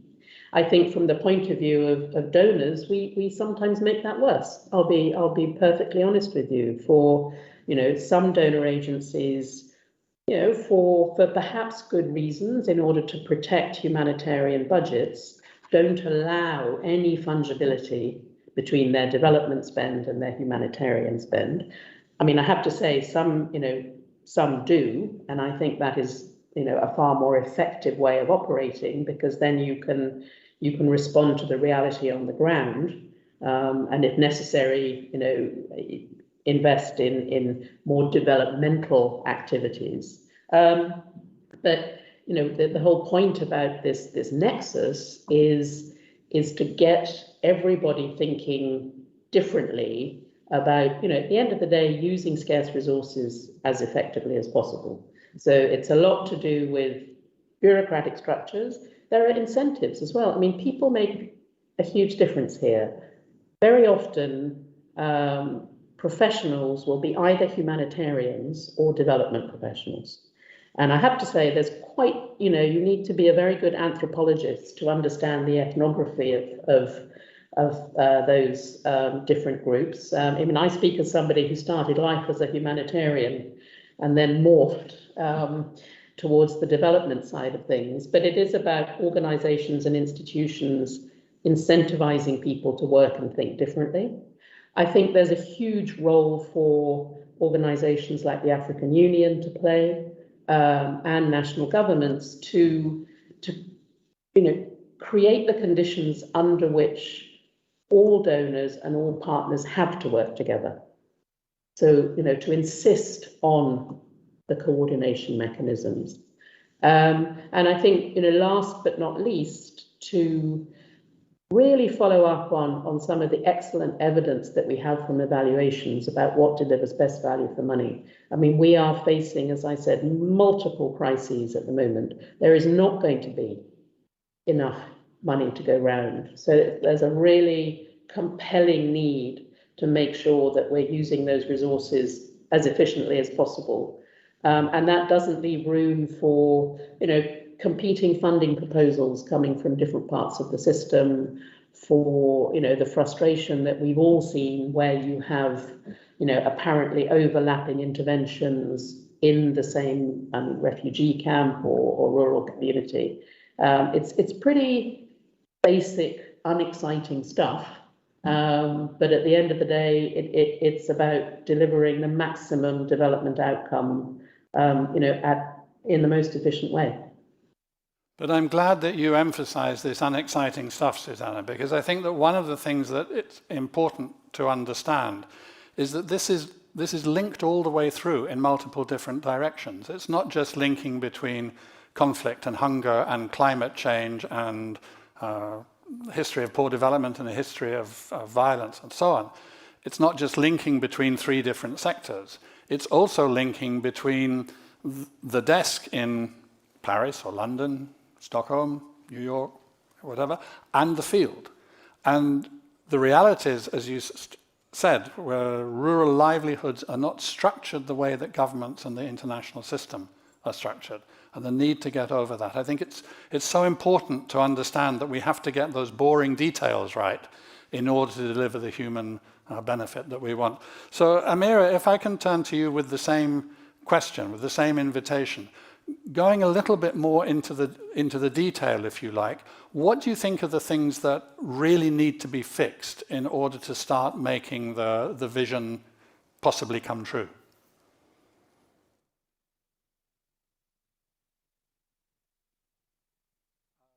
We've lost your sound for a moment. I think I'm muted. Sorry for that. I wanted to speak about having the right policies in place. Because us in the African Union, we have Agenda 2063 as our strategic framework, and it's fully aligned with the Sustainable Development Goals 2030. We have our programs on comprehensive agriculture programs. We have all these policies, and we are trying to make sure that all our 55 member states in Africa, they have their national policies aligned with our continental policies, and that there is a political will to implement these policies. But when we do our follow-up evaluation and monitoring, we see that there is a gap. There is a gap between the national level, and I'm always speaking about the regional level, and for me, the regional level is the RECs, the regional economic communities. Between them and the national level in the countries. Between the national level and the local levels within the country itself, you will see that there is a gap of communication. Whatever good policies you have on the in the capital, and you want to take it back to the localities, there is always a gap. There is a miscommunication. You go back down to the local communities. That's why in my first intervention, I spoke directly about how to engage the affected communities. This is very important. No matter what good policies you have, no matter what very committed stakeholders you have from the international community. And I agree with Susanna when she said that when the UN comes as one, it gives more benefit to the affected countries. And that's good. And I also remember the experience of UNDAF when all the UN agencies came together and they implemented one program. We have a problem of communication and coordination on the national level between the level on the national level and the local level. This is a gap. We need to see how we can address it. We have another problem that even the budgets that's been allocated, whether with our international stakeholders or from the government itself, the way they channel the budgets is also a problem. The budget, most of the budget, it goes to administrative cost. It doesn't go also to the beneficiaries. This is the second problem. The third problem, and I'm going to go back again to the role of the women. Women are not always involved in the solutions. And even when we speak about peace negotiations, because you spoke about security. And we always look at security when we are talking to those who are carrying the guns. And we think that's it. We have a peace agreement, we have a peace deal, everybody goes back, we will do the DDR, and that's it. No. It's about how to make sure that peace culture is down to the community. And we know that we have changed the heart of the people, because especially when you have areas where you have tribal conflicts, it is deep. And you cannot just address it by talking about ceasefire or a DDR. It will erupt again and again and again and again. So involving women in peace negotiations from the beginning, bringing women to the peace negotiation table, and it's not happening in many of our countries. Even the peace negotiations that's going on in many countries, including my country, you will find one woman among 30 men, and sometimes all of them are men. The women are affected and at the same time can be part of the solution. The same goes for the young people. The young people also are neglected and not involved. And that's why they are frustrated. That's why we have this irregular migration in Africa. That's why we have desperate young Africans fleeing from Africa. We come here to this conference and say, oh, Africa is a rich continent. We have natural resources. But are we managing it well? Are we creating opportunities? And even when I send my missions, and right now we have 13 humanitarian missions going in different African countries to assess humanitarian situations, because we are preparing a report to our mid-year summit. And they come back with the same issues. They say, okay, we have policies, very good ones. We have a political commitment from our leaders. People are aware of the problems. But when it comes to the implementation, you will find all the gaps are in the implementation, starting from the next level to the national level to the local level. I think this is, unless we address these gaps and unless we involve everybody with us, we take everybody on board to put sustainable solutions. Sustainable solutions. Security, for me, is a key word. We cannot talk about food security without having human security in place. Thank you, and back to you. So thank you very much, Amira. And now I want to ask one last question before we move to the question of the opportunities and going forward and some more optimism. And I want to ask the impolite question, right? The rude question which the director of the Independent Research Institute is allowed to ask, which is that when we look around the world of violence and armed conflict, what we see actually is a large number of armed conflicts between government and an insurrectionary movement, actually with lower lethality figures, fewer deaths than there were per conflict some 60 or 70 years ago, but more than twice as many conflicts. But those armed conflicts are only a portion of the problem of violence that we face. So one-sided armed conflict, and what the Peace Research Department at Uppsala University refers to as non-state conflicts, actually account for something like 140 conflicts going on at the moment, whereas there are some 55 to 60 organized armed conflicts. And this creates an atmosphere of violence, which is intimidating. And that intimidation is as much of a problem, really, as the open violence itself. The thing is, here comes the impolite bit. As we look at countries which are in that situation, we all too often find that the government is part of the problem. So I wanted to ask you both, coming from international organizations, as delicately as you wish, but how do you relate to that issue? Because it is blindingly obvious, and yet it's a sensitive point. Susanna first, and then Amira.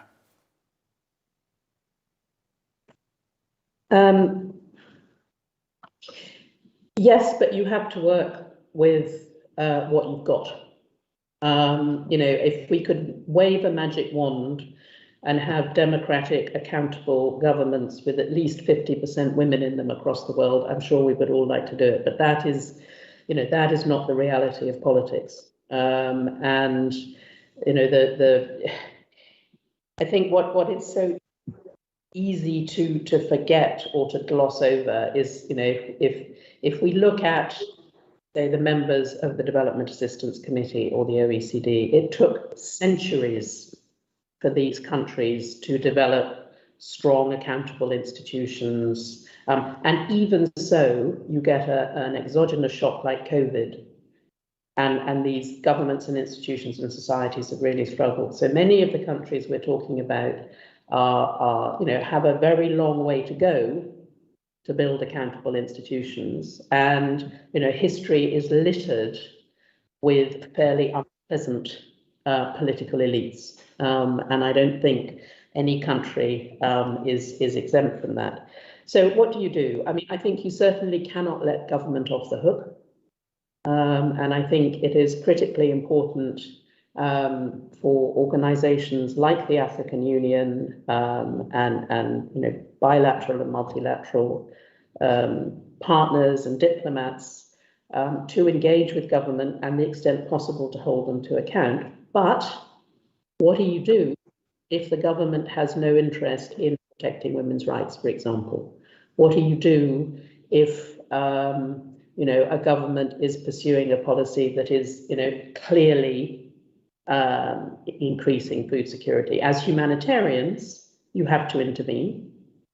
But I think the overall message is you have to stay engaged. I mean, if you turn your back on governments that you don't agree with, that doesn't solve the problem either. That's the first thing. The second is we need to, we talk an awful lot about conflict prevention and building up institutions and better governance. We don't spend nearly enough time or resources doing it.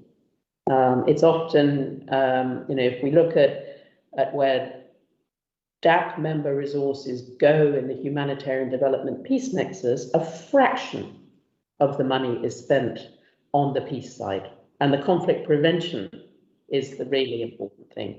And I think that's a lot to do with the fact it's very hard and it takes a long time, and there are no quick wins. It's very difficult to measure. But I think as an international community, we've got to acknowledge the fact that this is dirty, difficult, time-consuming, long work. That's the first thing I would say. The second, I think your point about a culture of violence is critical, and it is, sadly increasingly widespread. And of course, a lot of that violence originates with violence perpetrated against women and girls. And I mean, very sadly, within the humanitarian and development world, as we know, we've had recent scandals of sexual exploitation and abuse. Now, that is going to take, I think, a generation at least to wipe out. But I mean, the Development Assistance Committee has a recommendation on trying to end this, at least in our part of the business. But, at the end of the day, once you get a shift in the balance of power, that's the best way I can describe it, you do get positive change. And that is as true within the household. Once women start earning or girls are educated, that is true in communities. Once women and marginalized groups are allowed to participate in the decision making, and it is true of government as well.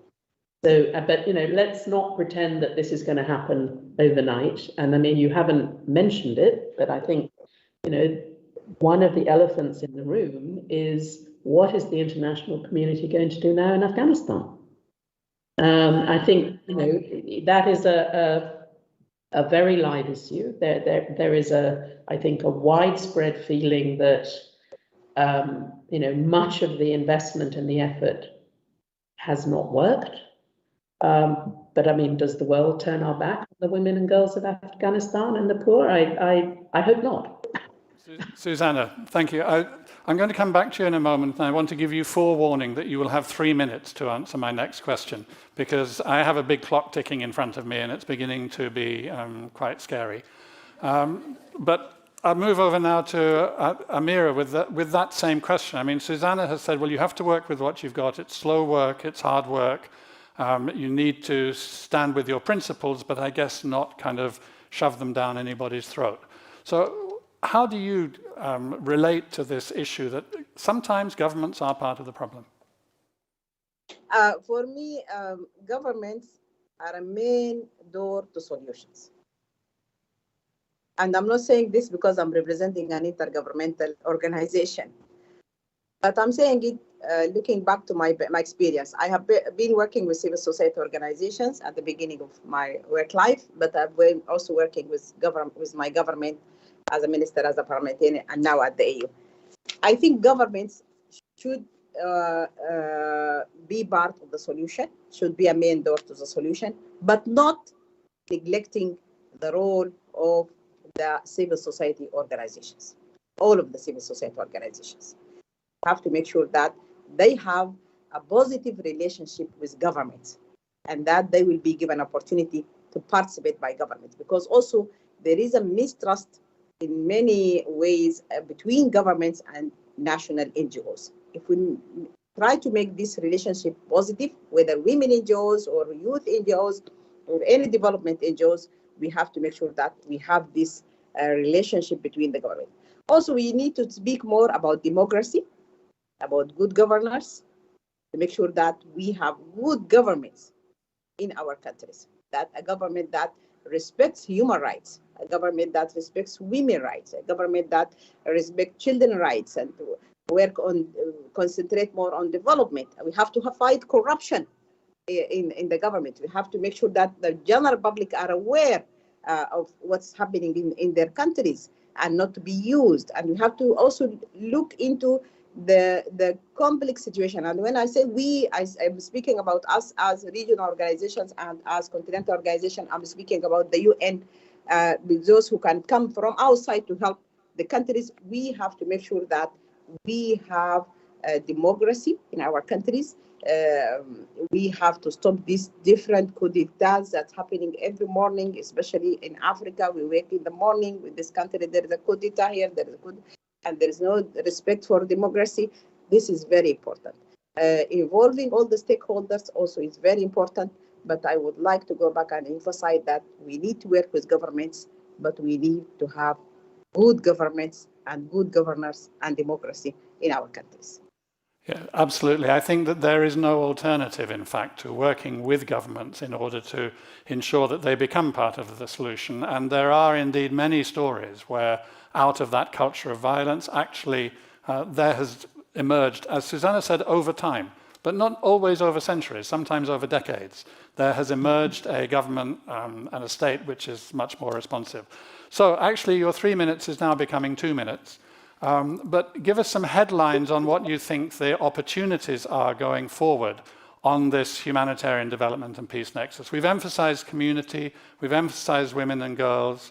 What is there from your point of view to emphasize? Susanna first and then Amira.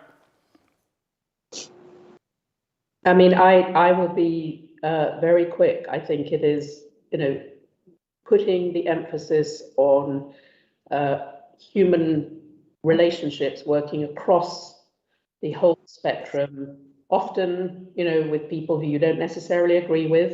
But a lot of this comes down to working together. And at the risk of repeating myself and Amira, if you have women in the room, women do facilitate diplomacy and collaboration. And I think in this whole debate, we've tended to underestimate the role of, capital D diplomacy, diplomats, but small d diplomacy, of just talking rather than fighting. And I think that can really help to change outcomes and behaviors. The only thing I would add to what you said, Susanna, is talking and listening as well. I mean, as is often said, we were given 2 ears and 1 mouth for a reason. Amira, over to you. I think women probably are slightly better listeners too. Very, very, very definitely. Amira, over to you. Thank you. Thank you very much. I think to have durable solutions, we need to have local solutions for our problems. And this is one of the things we emphasize as African Union. We need African solutions for African problems. But also we need to continue this conversation. We need to continue the dialogue and to look into the root causes of the problems, the root causes of the conflicts, the root causes of the natural disasters, and always to focus on prevention. We don't wait till the crisis happens and then we look for solutions and we talk about humanitarian assistance. We have to make sure that we prevent the crisis from happening, whether a man-made crisis or a natural crisis. I think we can have our intervention at the right time to prevent any crisis from happening. And also, if it happens, we make sure that everybody is involved in the solution, especially the local communities. Thank you. Thank you so much, Amira, and thank you both for rescuing me from the tyranny of the clock that stands in front of me. It's very fortunate that I have about 10 seconds to summarize, because that means I don't have to summarize what has been an extraordinarily rich conversation. I suggest to everybody, both in the room here and online, that if you want a quick recap, you just watch the film when it comes out. Local, prevention, gender, government, closing the gaps, and dialogue. Thank you very much, both of you, and thank you to the audience. Thank you. And thank you very much to you, moderator and speaker Dan Smith. Our next and last session, Fixing the Food, Let's Get Started, will start in 4 minutes. We will have a panel discussion from the stage here, and we'll also take a trip to London, so please stay tuned.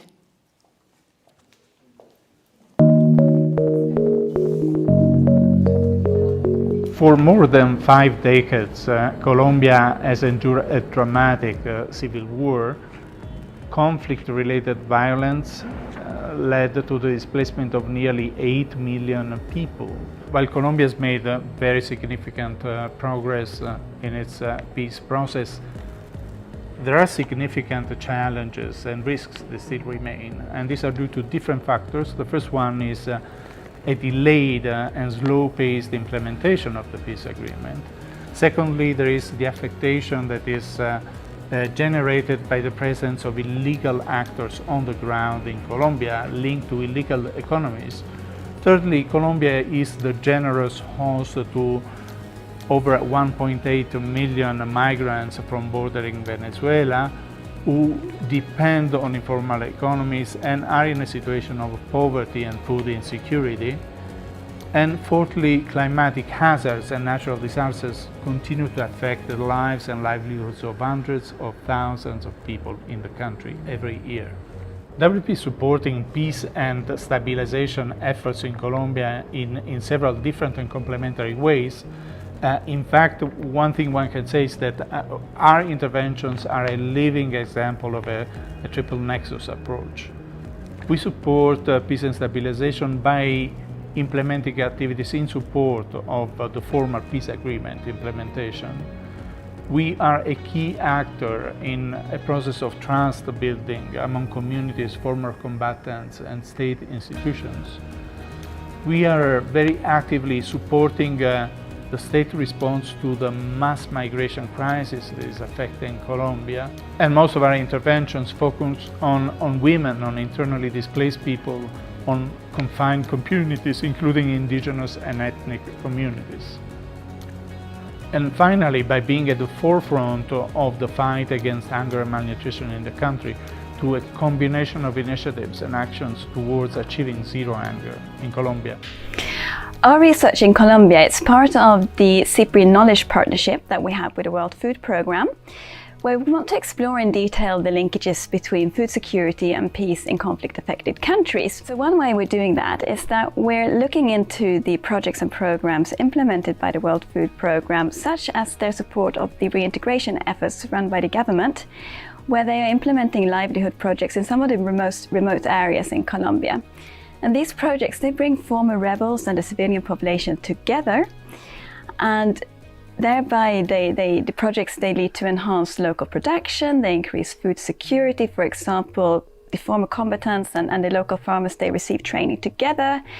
The investments leads to a generation of employment and increased incomes. It supports much needed development of local markets, infrastructure, and of course investments. It also increases economic value of local projects, and it makes communities more resilient to climate change, which is also affecting these areas. But even more important for me, a peace perspective, is the engagement that these livelihood projects brought. It allowed the combatants to engage in meaningful activity. It increased their motivation to remain in the peace process, which at this point was falling quite a bit. So Colombia, it really shows us the challenges and the complexities. It shows us the importance of context and of partnerships. And of course, it also illustrates the opportunities that we have if we get things right.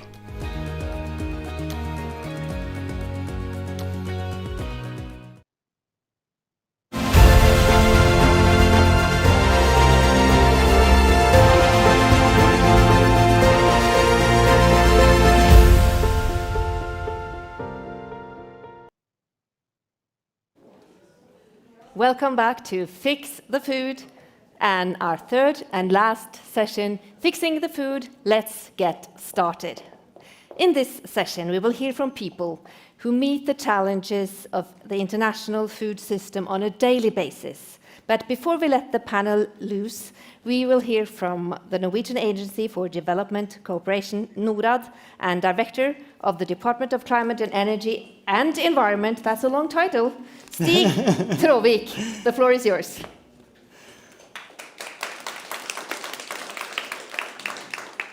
Thank you. And actually, my title is now slightly shorter.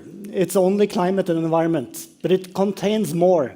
But the name would be too long. So we also have energy, food, oceans, and climate and nature. Thank you so much, Kjersti and team at the Nobel Institute, for inviting us. I think it's very timely. It's a very timely discussion.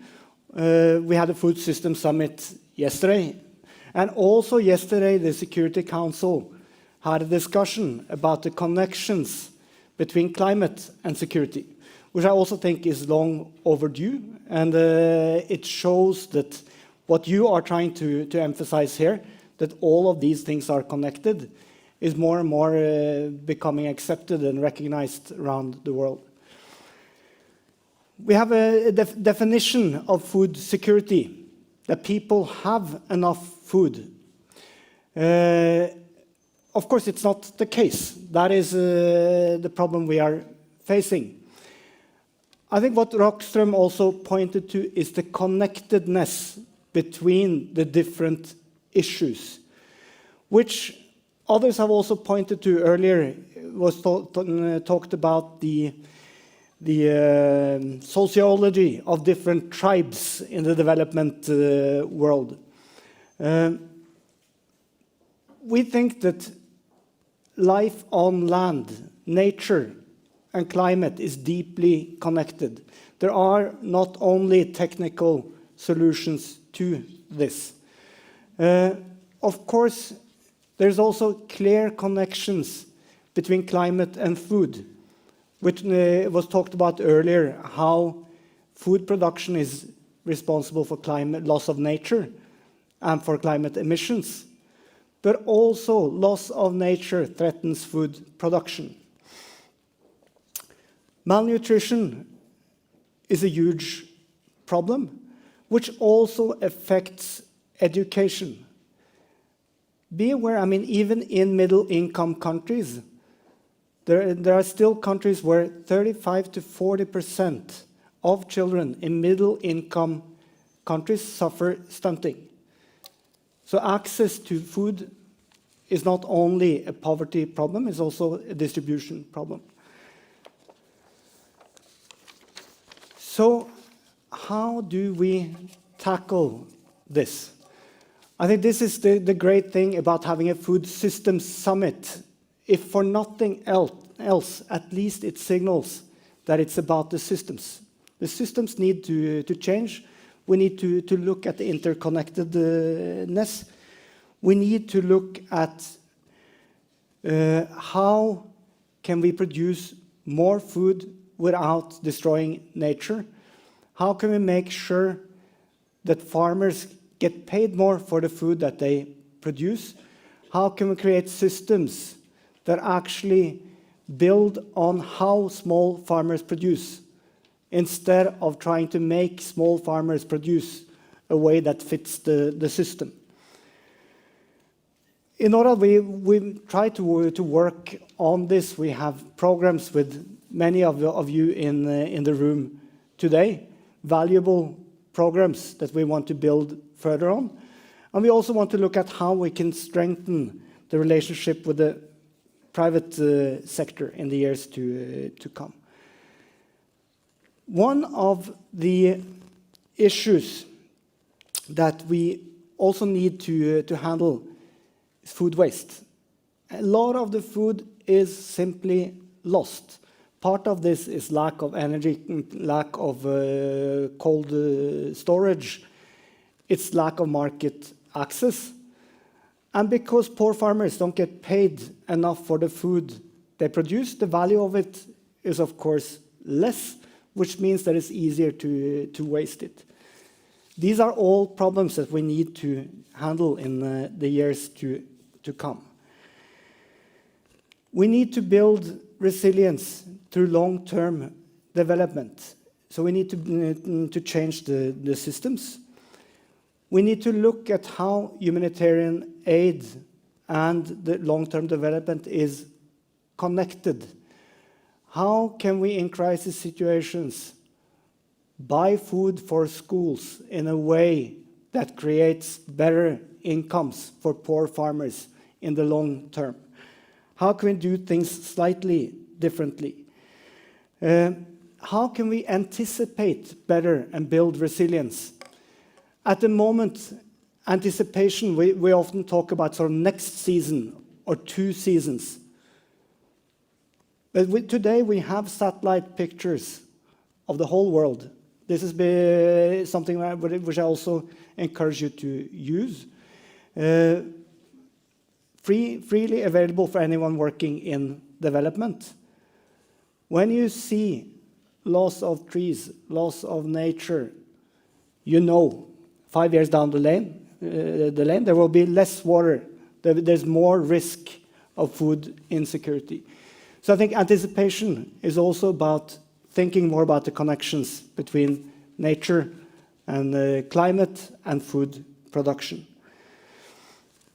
We're also trying to do more in forecast-related systems, so to get better weather data, better, more easily available weather data, both to researchers and to communities.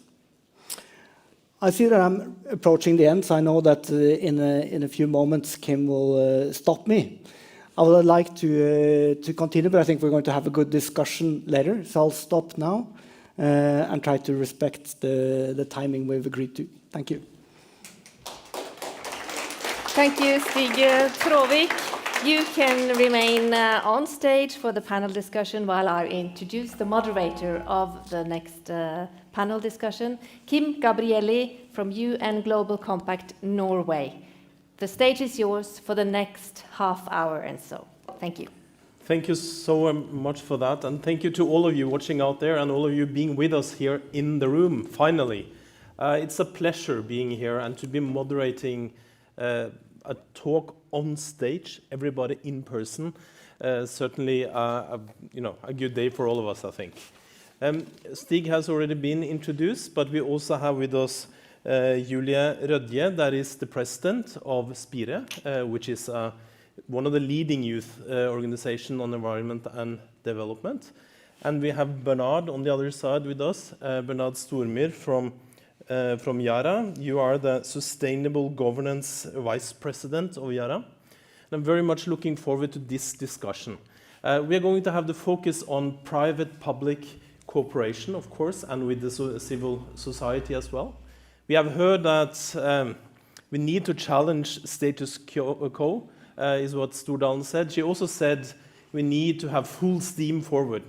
And of course, we have heard that 10 million people died too young from Professor Rockström, that one of the single largest threat to biodiversity and to water is the food system as we know it today. So with those words, I'm going to start out with you, Julia. Let's start with the big picture here. I'm going to challenge you to be short, sweet, and dynamic in this discussion.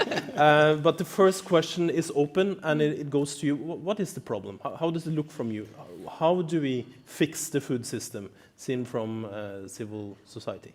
Big question. The problem is, of course, that we have 811 million people living in hunger or with food insecurity, while at the same time you have 1/3 of all food going to waste, and you have so many small-scale farmers living in poverty and in hunger, while you have big companies having billions and billions of dollars in profit every year.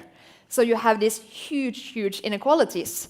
And you also have the industrial agricultural system that we have today really, as already been said, contributes to climate gas emissions, loss of biodiversity. You have land grabbing from indigenous people living in local communities.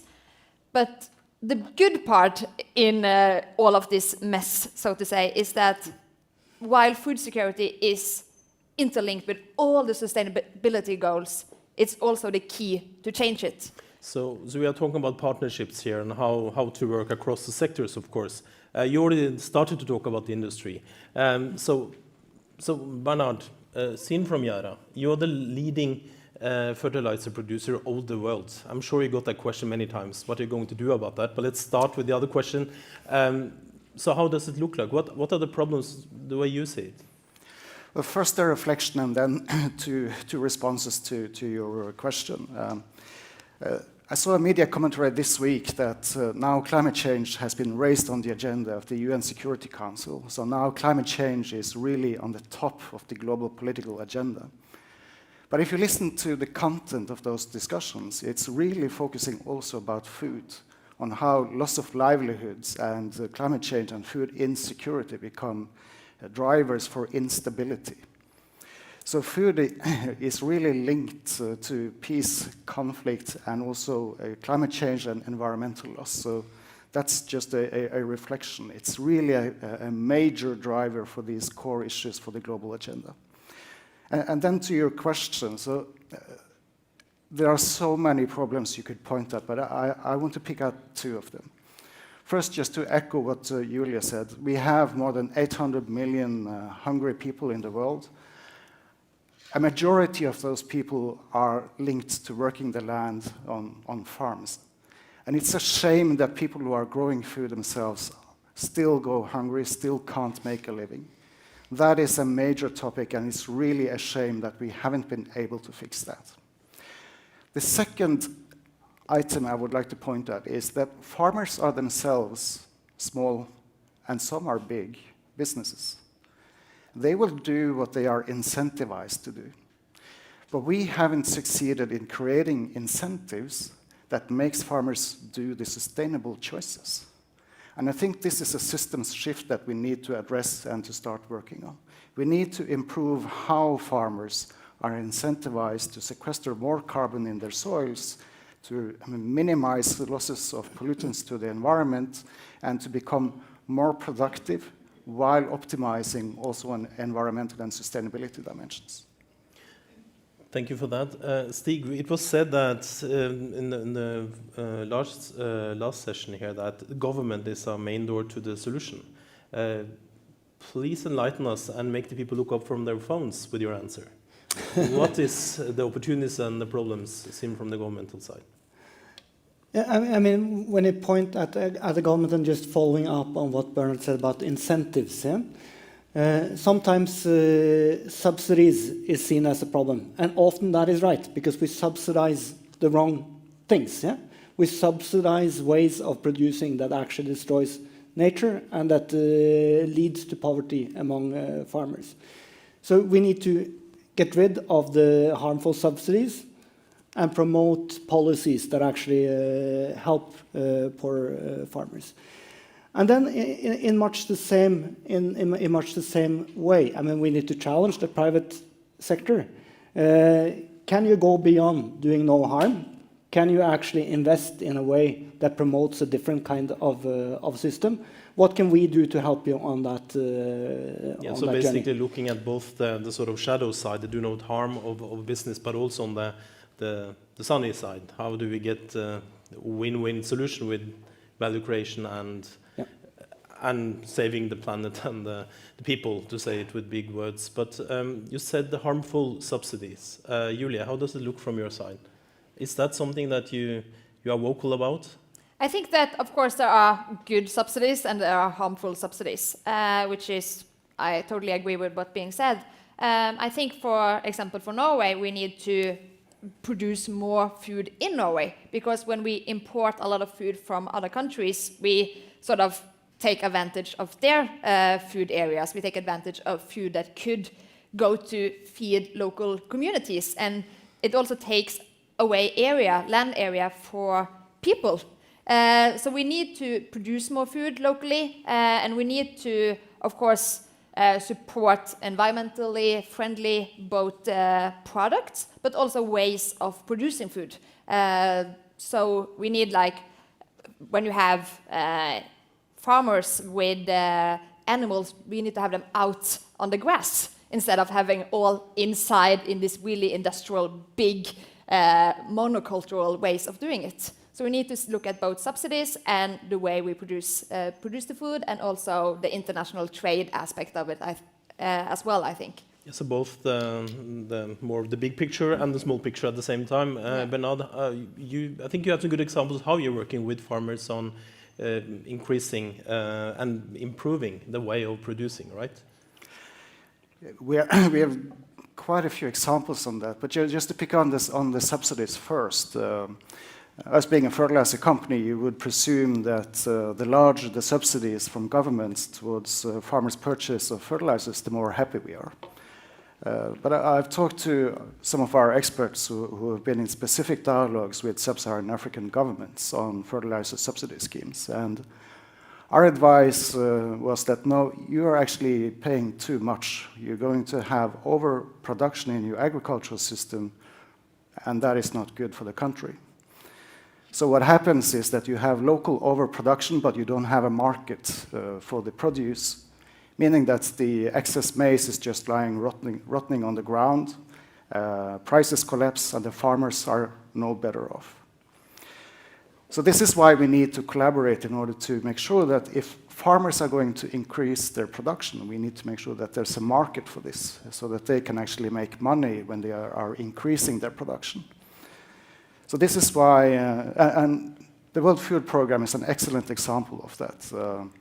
they have made the observation that it doesn't make sense to save the same hungry people over and over again. So one example of how they are taking action on that is to be a founding partner of the Farm to Market Alliance, where the World Food Programme is the guaranteed off-taker of the produce, and a range of private sector stakeholders are engaged in providing training, knowledge sharing, and providing inputs to the farmers so that they can increase production, but without having that excess of produce just overflowing the local markets. So if we collaborate, we are able to improve conditions for the local farmers without causing the market disruptions. So this farm-to-market program, they reached about 350,000 smallholder farmers last year, and they are aiming for 500,000 farmers this year. And this is something I'm sure that is music in your ears, Stig. Are you Definitely. working with Yara and others from the public side? We're working with the Farm to Market Alliance, and we also collaborate on other platforms. But I'd like to sort of pick up on the off-take side. Because I think one good thing for us in Norway is that we have, in this area of developing food systems, we have a good dialogue between the government, private sector, and civil society. So during the Food System Summit yesterday, it was decided to create a coalition around school feeding. And actually, to a large extent, sort of that text was inspired by a concept developed by Norwegian civil society. But let me challenge on that, because there are already so many coalitions and consortia. Yeah, so how do you get from words to action? Yeah. So there's more than sort of a coalition around it, but it's about how we want to do it. Because often school feeding is understood as you know, you get food into the schools. That's good. The children are happy. But the main idea that is pushed from the Norwegian side is that we should look at how can we make sure that the schools buy the food from local farmers. So to have the schools working as an off-taker and creating a local market. That's something completely different to just saying, let's get food into the schools. So that's the idea. What you... We totally support this school feeding program. It's the Development Fund, who is our mother organization, who has been a big part of this. So we, of course, really support this. And with your question also about the Food System Summit, of course, it was taking place yesterday, and it's also some hours closing remarks today of it. And that's my big question as well. It's how will all these big words come into action? How will it be followed up? And I just cross all my fingers, and of course we will push in every way that we can to both keep Norway really doing all of the things that has been said, and also the private sector and other countries as well. And I think it's really important that we need to find these solutions that are really connected to the local food producers, and we need to gain their empowerment and to raise their power and to raise their knowledge, awareness that they already have, of course, but to use that much more, and to also find sort of the local context, because you can have one great project one place in the world, but you cannot just take that and put it and implement the same program another place in the world, because you have so much different with cultures, with the nature, with government, and all of these different aspects. So you will need to use the civil society and to use the local knowledge as well. But I think this is a very important point. So how do we actually really work with the companies? And myself, as a representative of the UN Organization for Sustainable Business, we are asking the same question. So how do we actually do this? I mean, we were out criticizing or not giving some advance to the future Prime Minister of Norway on focusing much more on finance and business in foreign policy. Norad has done a reorganization, a new strategy now, but still you don't get, it's still a lot to do here, right? I'm sure that's why you have done the changes. But we have Yara as one great example of that you are working closely with, but there's so many more actors out there that that we need to work closer with. So how are you engaging on that? I think it's a great question, and that we are working on. I think that the problem for us is it's not interesting for us, and probably not really for you, if we just subsidize companies in doing what they would do anyways. Yeah? We need somehow to reduce the risk of doing what is right. I think we have many good examples of things that work, but how can we do it more systematically? Can we use guarantees? Can we work with clusters? Can we do it in another way, where instead of trying to pick one small project at a time, that we can have more systematic impact? So that's what we're trying to look at. So Bernard first, is there any help in risk? Help on the risk side from the government, or would you do this anyway? No, I think there's absolutely help in collaboration with the government, but also to include other stakeholders. Another example where Norad is involved is a sustainable soy project in Ghana. So in Ghana, chicken is part of one of the main staples of their diets, really popular, but they depend upon soy to feed their chicken. And Ghana is a major importer of soy, but given their climatic conditions, there's no reason why they can't grow that soy themselves. So with some public funding, we have set up a partnership together with seed providers and not least academia to support with the R&D in order to establish a practice of how to grow sustainable soy without GMOs, etc., in Ghana. So the target here is to double the domestic production of soy in Ghana, and we expect that can create as much as more than 50,000 jobs subsequently as a follow-up of that. So, but without having government support, the entry price for us to work in this way in the market would have been too high and too risky. So that part of the support is really crucial to get these kinds of initiatives going. Julia?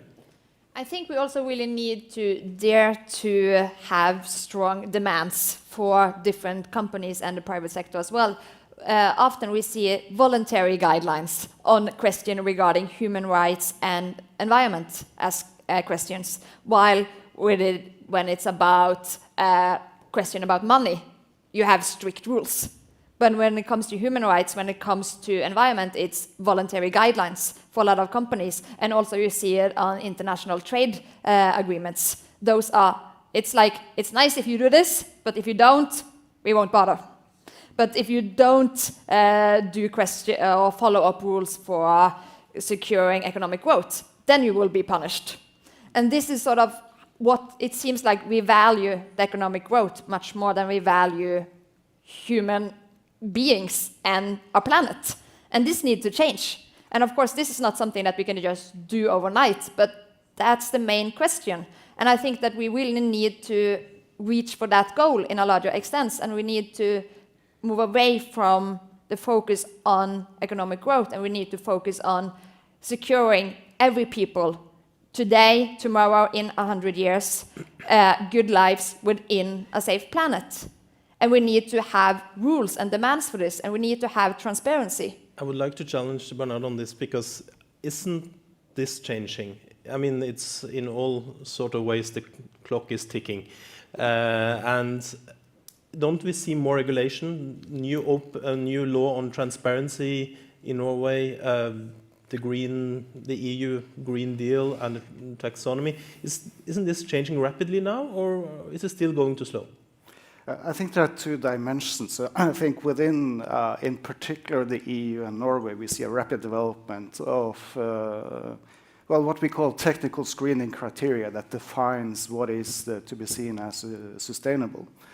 But I think there's another side to this, and it's global trade. And you're pointing at something really crucial here. And part of the challenge is that frequently, when we are served the food, we have absolutely no idea where this food comes from and how it has been produced. So traceability and transparency in supply chains is really a crucial element. If you don't have that, you will not be able to even discuss what the standards should be, because you need to know where the food comes from and under which condition it has been produced. And how is this moving now in the agricultural sector? Do you have other Well, we have initiated a partnership in between us as Yara and IBM. So us with our outreach into the world of agriculture and with their computing power. But this is an open collaboration where everyone can come on board and everybody's invited to take part. And the vision here is that every field on the planet has a unique digital identifier. And anyone working on agriculture supply chains can leverage that in order to identify where the food comes from. And that is the basis to internalize externalities into value chains. I think this is a very exciting area also where we could see cooperation between the seafood and the agricultural side, where the seafood have, to a certain extent, come quite far on the fully traceable seafood and alliances around that. But I would like to turn now to you, global trade. So, I mean, this is obviously related to the question of full traceability, but don't we also see a tendency now or we see a double tendency. On one side, we have seen less cooperation, and now we see Biden coming in, we see more, new tax, common tax rules, perhaps. So how does it look like from Norad, and how do we put in, food into that discussion? I think a lot of this is around transparency. Yeah? If you know where things come from, then it becomes much more difficult for things that are either unsustainable or even illegal. Yeah? Remember that a lot of destruction of nature, it starts with illegalities, and more traceability, more information will always make those sort of practices more difficult. Also, I think innovation is often seen as inventing something new. But I mean, it's also about being inventive in using resources locally, yeah? Like in terms of animal feed. We think that, for example, black soldier flies, so to use local produce in innovative ways, can reduce the need to transport food, animal feed around the globe. Yes, we see the same on alga-based fish feed as well. And food from the oceans, I think is crucial to use it, but to use it sustainably. Yeah? That's part of the solution. Julie, do you want to continue a bit on the trade before we start to wrap up in the discussion? I think, of course, you must just have regulations. We need stronger regulations that really put particularly the local farmers and the local fishermen's needs, and we need to put the need of securing every human being food, enough food, must be in the center of international trade. And like we saw in this spring, the General Secretary of World Trade Organization wanted to not allow countries that had been allowed to stop exporting food, told them to, no, you have to export your food. You cannot put rules for not doing this, even though local people were living in hunger and the countries wanted to not export their food to feed the population. But they were not allowed to do that. And we cannot have international regulations denying governments to feed their own population. This just needs to change. And how is that, Bernard? How does this affect you these days? Do you see any big trends or changes in regulations that, both on this, but also what we talked about before, the more transparency? Do you see like the big shift on not only the EU, of course, but also beyond? I think for our particular part of the value chain, not that much, but I would say that the world really relies upon having an efficient global trading system. And having global trade is also part of having resilience, because if you have a major drought in country A one year, they will be needing to buy food from country B, and vice versa. So being able to trade is actually part of having a global resilient system in place. But I think a slightly different point, and I would like to revert to the point I made about internalizing externalities. We would really love to... Can you explain that a bit? What does it mean, internalizing externalities? So let me put it simple. We would really love to see farmers being paid a premium for their produce if they can grow it with a lower carbon footprint. We know how to support farmers in doing that, but farmers have no interest because they are not being paid for that. So that is a very clear example of how to internalize an externality, which is greenhouse gas emissions. So we would love to see a rigid system that is transparent and traceable, that allows us to support farmers in succeeding business-wise by reducing their carbon footprint. So is this something that Norad could also go into, saying that we are only giving funding to this country if they reduce their emissions? I know that has been a discussion. It could be obviously on a farmer's level, but it could also be on a national governmental level, or to say that you get more aid if you reduce your emissions. I don't think we should start introducing conditionalities on that level that you suggest that we don't support you unless you do what we want. Isn't that one big challenge we have in the world now, like the one everybody's talking about? Yeah, but it's just that I mean we are simply not big enough to change the course of a country with our aid, but we can nudge them in the right direction, yeah, by supporting approaches like what Bernard pointed to. Can we look at how can we develop methods that are beneficial for storing more carbon, and which probably also over the long term would be more efficient for the farmers. A richer soil would normally also produce more over time, yeah. So those kind of things we could do. There is a completely different mega trend that I would like to sort of point to. I think you pointed to it a little bit. But we've seen now during the Food Systems Summit and also during the IUCN Congress in Marseille just a couple of weeks ago, that indigenous peoples are getting much better organized and much more vocal about what they want. And I think what they're pointing to is, well, why are you looking for new solutions? We have part of the solution. I think we should listen carefully to them in the sense that, you know, how can we work with nature to get better result instead of against it? Are you going into nature-based solutions now, are you? Or on a product level? Or are it more on a social? No, I think it's more as an approach. And I also think that in a way what Bernard and also Julia has been pointing to is, you know, to approach how do we create change in a different way, that in a way our technology has been very blunt. Do a lot of one thing with a big machine is kind of seen as being modern, while maybe it is, you know, to accept complexities, use data in a better way. I guess that's something you would like to comment, Julia. That's one of your key topics, Absolutely. isn't it? And I think what has been discussed, or you pointed to as well, is the technology. I think that's something that is being highlighted so much that we need new technology. And I find a new word yesterday, I think, that was sort of, I felt connected to, that it was technology agnostic, because it can be good and it can be bad. It just really depends on how it's being used and who it's being made for.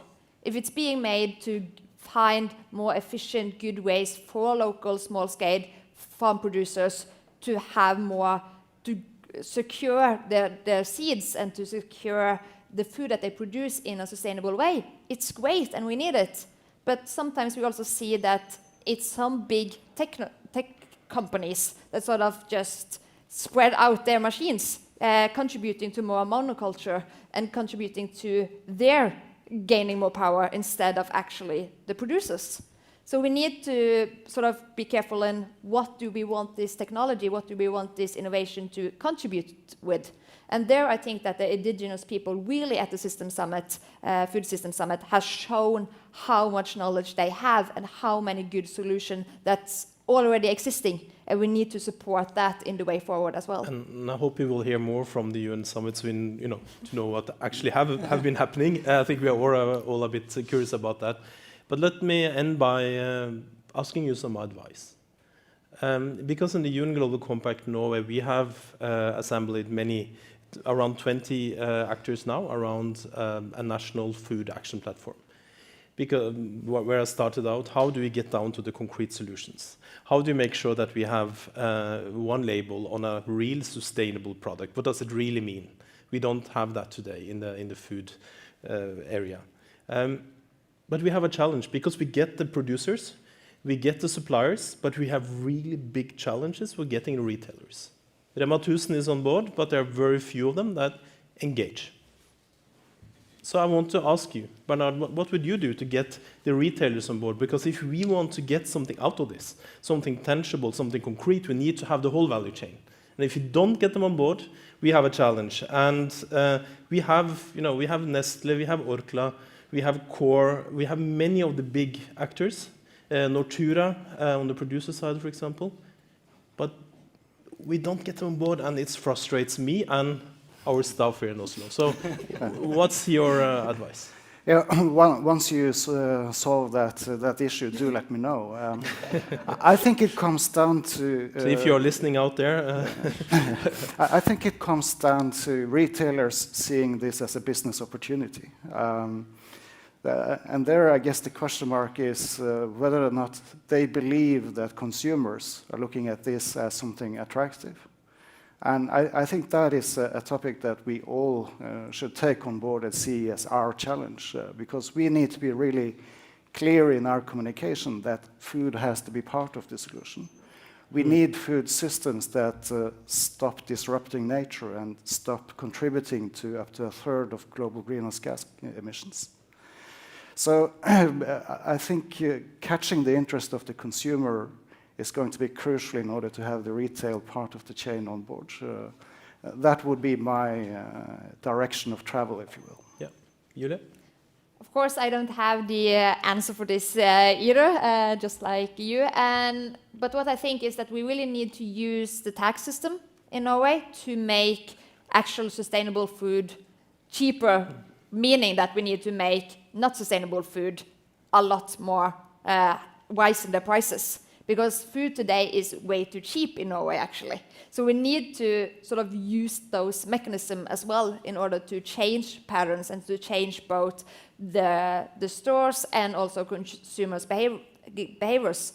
And I think it's really important that you want to focus on those change as well, because I feel that really often it's sort of said that the consumers have the most responsibility when they go and buy the food.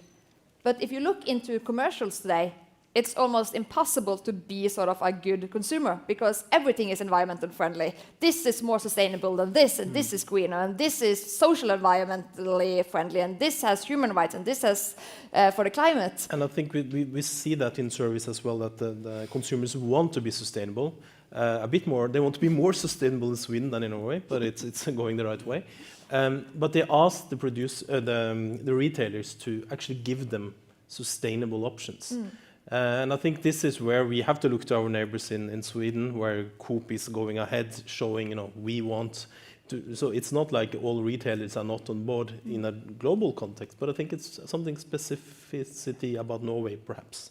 But I'm going to give you the last words. Perhaps, I don't know if you want to comment on this, but since I put you on a political spot and challenging you on conditions of aid, which is obviously a political question, I thought you should at least get a possibility to wrap up from Norad's side, as we now are coming close to an end. No, but I think the subject you were on is interesting, so let me use the last few moments on that.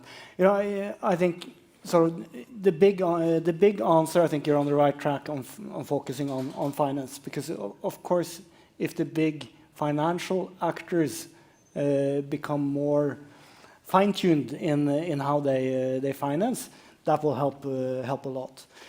Then there's the consumers, as you pointed to. I think it will move in the right direction. We've seen it also in Norway, but it's a complex issue. But on palm oil, there was a movement. Spurred by civil society. But it shows that when consumers understand what they should or shouldn't do, they actually react. So I think it's about the complexity of the issues, and more information, more easily available good choices, more information, more UN Global Compact. I think we'll get there. Thank you so much. Then it's time to wrap up for this session. We have heard global trade play a role, the local farmers play a role, the producer retailers, and of course the suppliers. So it's a complex situation we are heading at, but it is indeed an opportunity. We see that there is a lot of interest. We see how our membership has gone globally from 9,000 companies from 2 years ago to close to 14,000 in just 2 years. We see how many of the food actors are engaging with EAT Foundation, with FAO, with many of the different actors and ourselves as well. So with that, I just want to thank you very much to all of the speakers that you were joining us on this panel. And thank you to the people here, and give them a big applause. Applause, everyone. To all of you.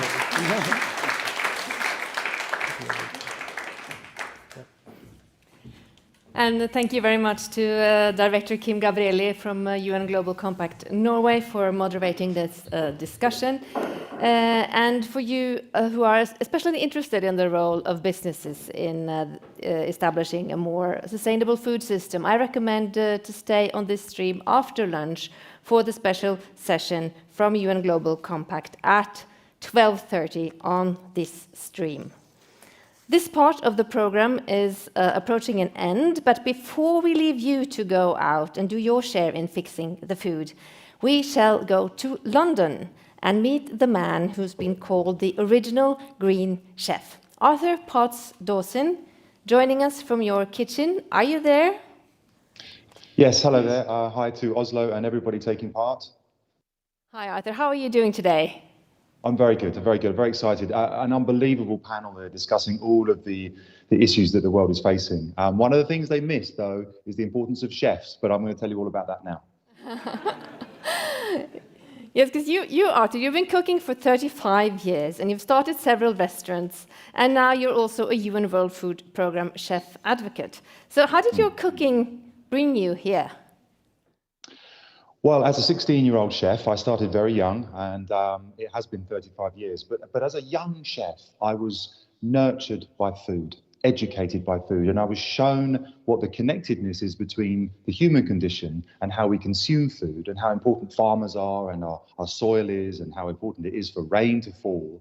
And for everybody who's lucky enough to have lunch after this 5 minutes that I'm going to talk about food, we don't quite understand how important the systems of food are around us. And so as a young chef, I was, given the tools through observation to understand the importance of food on our bodies, on the planet, and also on the plate, to inspire people and customers and guests to have an experience on the plate, like you will all do in 5 minutes' time. Food is vital. But so I didn't plan to be a chef. I wanted to be a policeman, but I found my role in food because food taught me so much about myself and about the planet. And it took me nearly 35 years to this point now to really get a handle on what the food systems that we're using to keep us all fed are doing to the planet. But you see, as a young chef, and we need to talk about chefs and how important the youth is for educating them about the food systems around us, and how they can connect to the future food system of consumption. So, I'm here 35 years later with observation, experience. I've been an educator, a mentor, a teacher. I've opened restaurants, and now working with the UN World Food Programme, who's asked me to be their advocacy chef year after year for the past 4 years. And so, yeah, it's been an amazing opportunity to work with chefs all over the world who've had the same experiences as me. Food has taught them so much about their planet. So, as a young chef growing up through food, all I'm really doing is regurgitating my experience and, kind of hoping to influence and innovate chefs around the world. And look, our food systems are vital. The food systems of this planet are basically the heartbeat of the planet. Every day, if you're lucky enough to eat food and have food on your plate, there's a food system connected to you.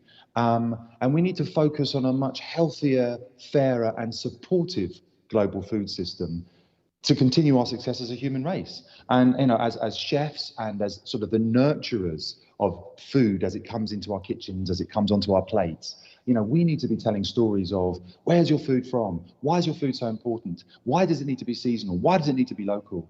And every chef all over the planet, we have to understand that there are hundreds of thousands of professional chefs, but there's millions, there's billions of chefs putting food on other people's plates every day. And it's the choices that those people make that are influencing the way that our climate interacts with our human society. It interacts with our fishes, our meat, our vegetables. And so chefs are just as important as the farmers, as the producers, and as the consumers. But in some ways, chefs are now cool, right? I'm dialing in from London. Suddenly, I'm kind of like being asked to tell you a story. And so the story really is that at the coalface of the work that goes on with chefs and food and how we educate people on what our food systems are like, we're kind of like the change drivers. We're the ones that tell you where your food's from, why it's so important, why it tastes so good, why it's important to be looking at local food systems. And they will then ratchet up into a global food system.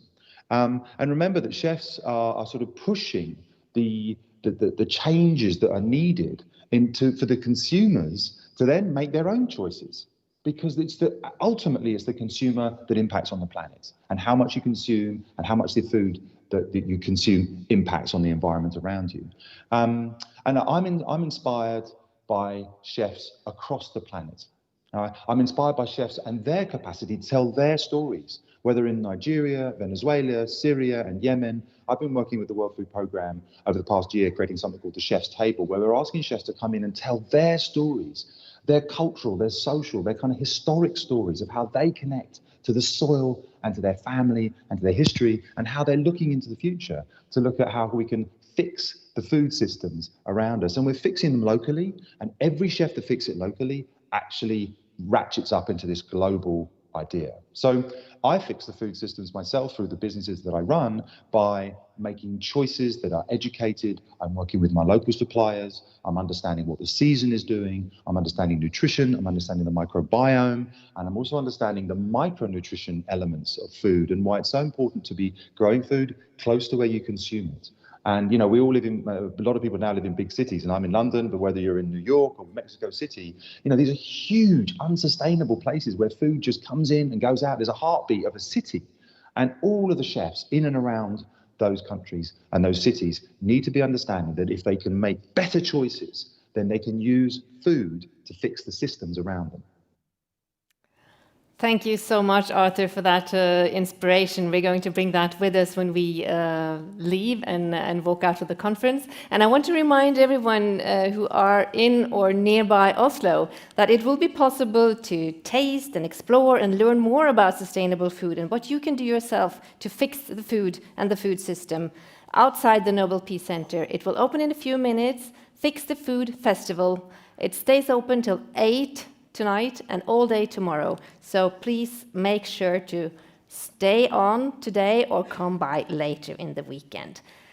So now is the time to wrap up, and helping me with that will be our own Executive Director, Kjersti Fløgstad. Welcome back on stage. Thank you, Ingvild, and thank you to all our fantastic speakers today.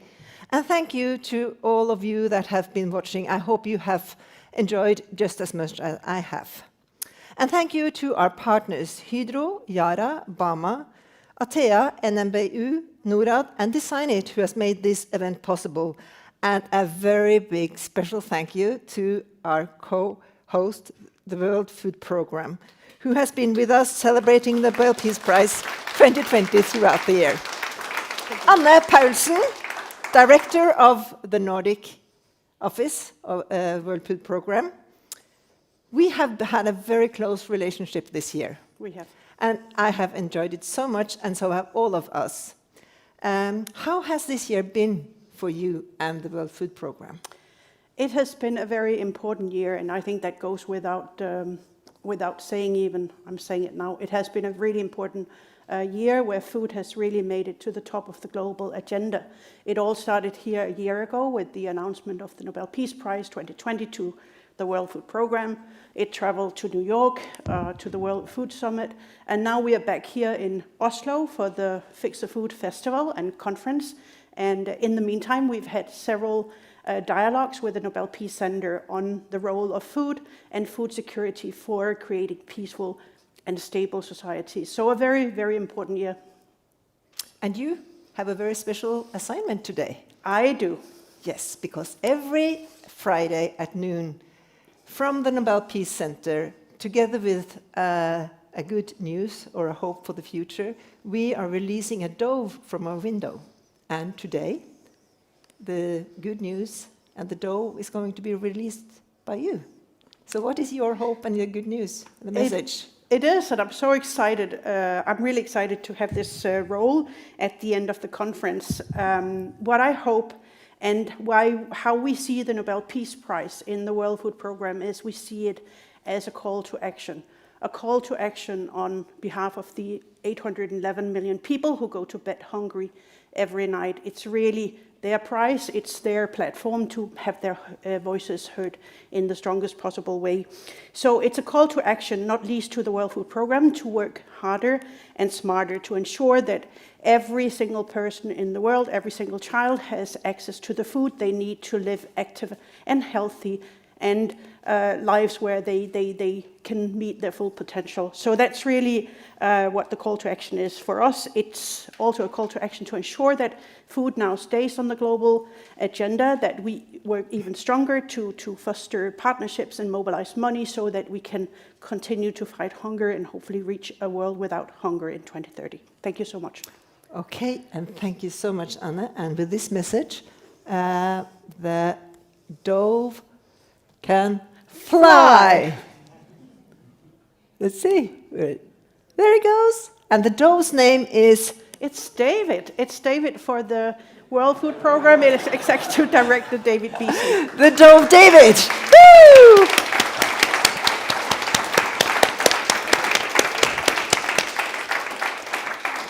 Thank you so much, everyone, for joining us today. And please stay behind to be part of the discussion with Kim Gabrieli and UN Global Compact as hosts.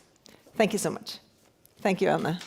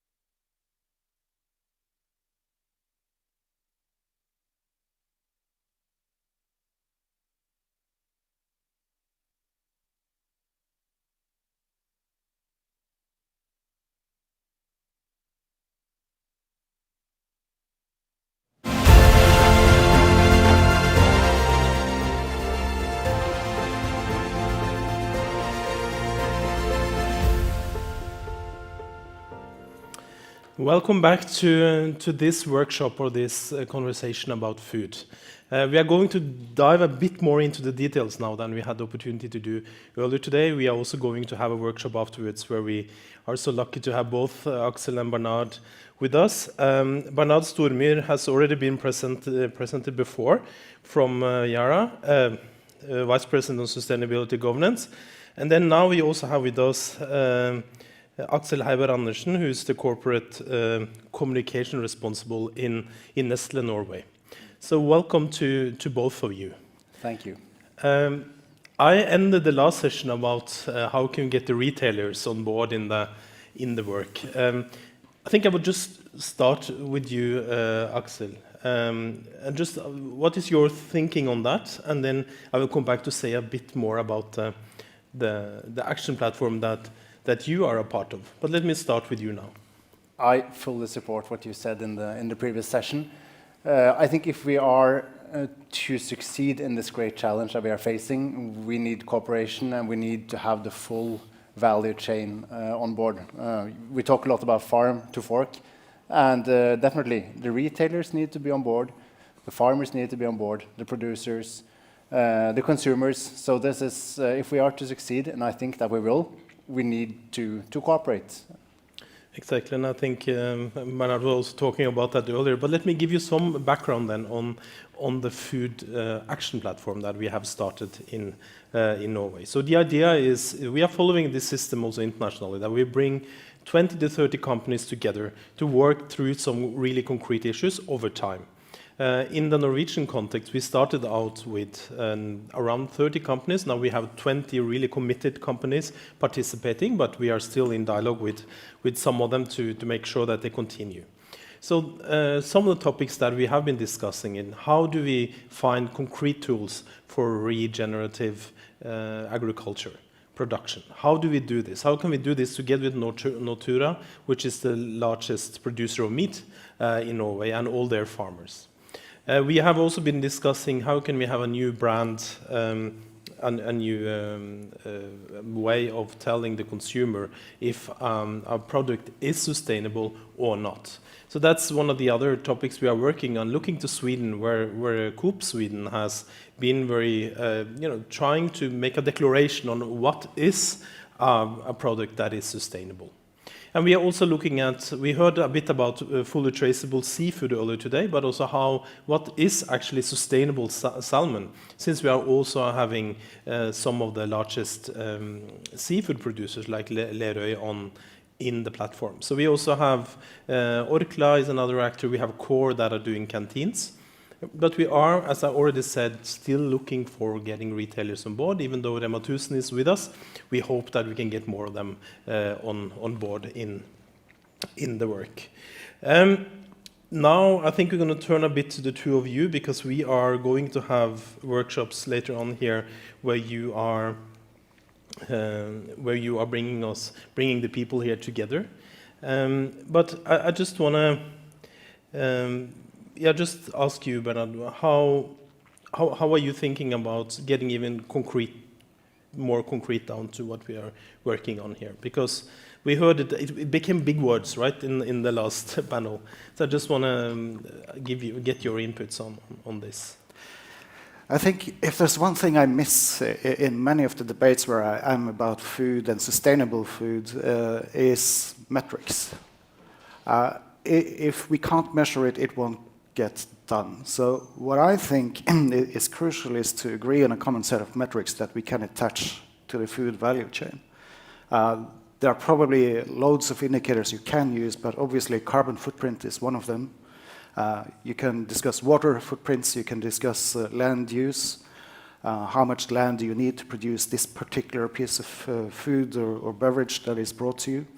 So talking about the metrics and really informing consumers about the facts around the food that they are being offered, I think is really a key component in order to drive this discussion from that high-level conversation with some broad ideas into real actionable, what is it that actually contributes to improving the metrics.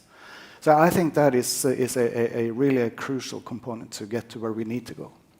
And what about you? How are you working on this, Nestle? I mean, you are one of the largest suppliers out there, and how do you go around the matrix, the standards? And you have been criticized over and over again on different topics, of course, as a huge chain. So how? No, we are determined to be a force for good. We are a big company. We touch upon billions of lives every day. And more than 1 billion Nestle products are consumed daily, which means that the choices that we make, really, they have a big influence on people, even on pets, on the communities, and on the planet. So we launched our climate roadmap last year. Shows the way to net zero by 2050. And in this roadmap, we have a lot of course, a lot of different steps that we need to take to reach this goal, and to get the consumers on board is an important part. And yeah, we see some challenges, and we have some of the answers, but not all of them. So we are really happy to also to have students with us today to seek some answers from them. So yeah, I'm looking forward to that. And what sort of, could you enlighten us a bit on what sort of certification do you already have? Because I'm sure there are some certification that you are using in your daily work to ensure that at least you know a bit more about the products. Are there more? Definitely, and as Bernard said earlier, if we are to make change, we need to start with traceability, and we need to know where the products are coming from, and we are moving in that direction with huge steps. To talk about certifications is a bit difficult because we have so many products, so it's different certifications for all the different raw for the different ingredients. But we are working with certification schemes for cocoa, for palm oil, for example. So we believe in that, and we also have very strict responsible sourcing standards ourselves. So it's a combination of working with farmers, working with the civil society organizations and so on, and of course important certification schemes. And Bernard, you started out the matrix and the standards. What else? What else do we need? The labeling, of course, but then is it only about numbers and data, or is there other? Well, I think it would have to start with the hard facts, but they're not worth anything unless there's trust around it. So what we need to do is to work in such a way with such a level of transparency that consumers really trust in the facts that they are being provided. So I think trust is a crucial element here. And as we're all aware, trust can take years or decades to build, but it can be eroded quite quickly unless you manage your business right. So that puts requirements on us as businesses, that we behave responsibly in the way we do our business conduct. And then lastly, it's about partnerships, so collaboration. We can fix everything in one part of the value chain, but unless all the other parts of the value chain follow suit and make sure that what is being done well in this part actually translates and becomes available for the consumers, traceable, auditable. Unless we make that happen, we don't have a full solution. So we are coming back to the challenge of data and the whole value chain again, basically. So these are at least two of the big challenges we face. And trust. Sorry? And the trust. And the trust, it's of crucial. Course. Yeah. And Axel, you have been part of the initial work of the UN Global Compact Action Platform. So is there some, I'm sure you had some ideas that you brought into the work when you came? Yeah, definitely. I talked about the climate roadmap, and what we have done is that we have done a full life cycle analysis of our products, and we see that we can do so much inside our own operations, but it won't make the huge difference. We will definitely reduce our own emissions by 50% by 2030, but we see that 70% of the emissions linked to our products come from agriculture, which means that we need to work with the farmers and with the suppliers to ensure that we have change in that part of the value chain too. So we are investing quite a lot of money, and we are setting up projects and pilots now across the markets where we source to promote regenerative agriculture that we really strongly believe in. So that's one of the things that I came into the cooperation with UN Global Compact in Norway with, and said that I think that we need to raise this topic. Now we are standing at the steps of this project, and I'm really excited. And we see, if you look at just the Norwegian papers, and I'm guessing that goes for across the world, and other media outlets, you see that this is a topic that's now coming more and more and more. I've been speaking to the organization Regenerative Norway. They've been working for 10 years. They are a bit tired, of course, but I think we have reached a point where this is possible, and there's interest, and there is money, and I think, it's a good timing. But Bernard, I mean, the regenerative farming, nature-based solutions, aren't they basically just new word for the same that we've been saying, less fertilizers, more ecological, or is this actually a change? Is this a shift? I would frame it a bit differently. Yeah. There is one piece of wonderful technology that is really cost efficient in capturing CO2 from the air, and that is the photosynthesis. And it's been running in nature for millions of years, as we know. So what we are really talking about is to optimize how the crops, how the plants around us are able to capture CO2 from the air and to sequester as much as possible of that in the soil. There's not necessarily one silver bullet, one recipe of how to do that, but regenerative agriculture can be one such route of engagement that leads you to the desired result. And could you explain us a bit what is regenerative? I'm not sure if everybody here knows what it really means. I'm not even sure if I can define it on behalf of all the stakeholders who are working on the topic. But if I should put it simply, it's about making sure that your fields always have cover crops, so that you have no to minimum tillage, so that you reduce the oxidization of the carbon that you have in the soils. So you reduce the carbon losses, and you make sure that you add more biomass to the field. And then that actually helps you in optimizing both water use and fertilizer use as examples. So that's how I would describe the basic logic of it. I'm sure Nestlé might use different words. Feel free to chip in. Is that true, Axel? I definitely agree. But there is, to my knowledge, there is no clear definition yet. So we are also working on that, because I think if we are to all go in the same direction, we need also a clear definition of where we are going. So, but I think you are touching upon the key components of it. Yes. And I also mentioned nature-based solutions, something that is another sort of buzzword that comes around. How can you use the solutions of the nature itself? Is that something you are also working with, like concretely, like using what is there instead of what is originally there, instead of fertilizers and all of these kind of things that we also need? But isn't that going in the direction of regenerative? That's why I'm asking you, because I'm used to be a podcast host, and then we know that the listeners not always know all what this is actually about. So that's why I'm. But it is about preserving the nature that we have, and to taking back a bit of this natural process and the photosynthesis. Sorry, difficult word.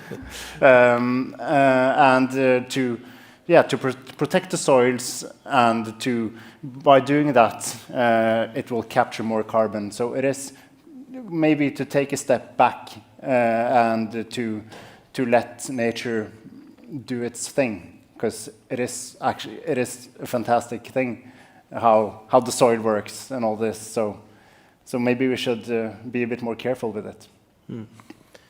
Bernard, how are you working then? To take it a bit. I know I'm digging now much deeper than I did before, but so how does it look for a farmer that use products or systems that you have developed? First, just to repeat something that was said a bit earlier, Stig from Norad, he said that if you look at satellite imagery and you can see that forests are disappearing, you know that a few years down the line you will have issues with water supply, water retention, drought in that area. So that is another example of nature-based solutions, that we realize that nature actually provides us some services and they have real tangible value for us. And we can work with that, so we can do reforestation or afforestation in areas in order to both reduce the risk of landslides, to increase the water retention, etc. So that is one part of the picture, to use the functionality, if you will, of the nature to support those systems that we need to have, such as agricultural systems. And then if we go down to the field level, we are actually making this into a business in its own right. We have established now a business unit called Agoro Carbon Marketplace. And the single purpose of this business unit is to recruit farmers and have them start using regenerative farming practices in order to produce carbon credits and to have an alternative income source from climate finance for sequestering carbon in their soils. And that has co-benefits, such as touched upon, that you can actually reduce the total water consumption on the farm. You reduce the fertilizer losses to the environment, so you need less fertilizer to get the same results. So there are several additional benefits that comes from working on nature-based solutions. And what about you? I didn't give you the opportunity to talk a bit more in detail how you're working with regenerative. You said overall, but yeah, well, we don't own farms. We buy from farmers. So what we are trying to do is to increase the knowledge among farmers about this, and that's also what we want to do through the project with UN Global Compact. And we are also advocating to make sure that we can incentivize the farmers so that they want to go down this road. Because as you also mentioned earlier today, farmers are like most of us. They want to continue to do what they're doing and to make the money that they need to survive. But I think if we all agree that this is the way that we want to go, we need to find incentives also to incentivize them to start looking into these methods, because they can have a tremendous impact. So that's how we are working with it. And of course, we have also allocated more money to buy a premium for these products, because we need, that will of course make it more attractive for the farmers to start using these methods. And we are working, we are present more or less in every country in the world, and we are working on different projects in every country. We don't source from Norway products or ingredients, but we still want to engage on this here, because we strongly believe in this way of doing it. So it's several different ways of attacking the problem, and that goes for all the challenges, because well, that is kind of one of the challenges of being a big company, that we are facing issues on many things linked to sustainability. And there is not one solution to these problems, so we need to try all of them. That goes for agriculture, but it also goes for packaging, for example. So I think this has been a good sort of introduction now. Now I would like each of you to say a couple of words of the workshops you're going to lead. What are the topics you would like to raise or start to get prepared out in the audience here? So let's start with you, Bernard. So what is your workshop about? So let me start with a key point, and this is a point where we frequently challenge some of the logic we sometimes find in discussions around regenerative agriculture. If people start from the logic that regenerative is about minimizing or removing the use of modern inputs such as fertilizers, the risk is that you decrease the productivity of the field.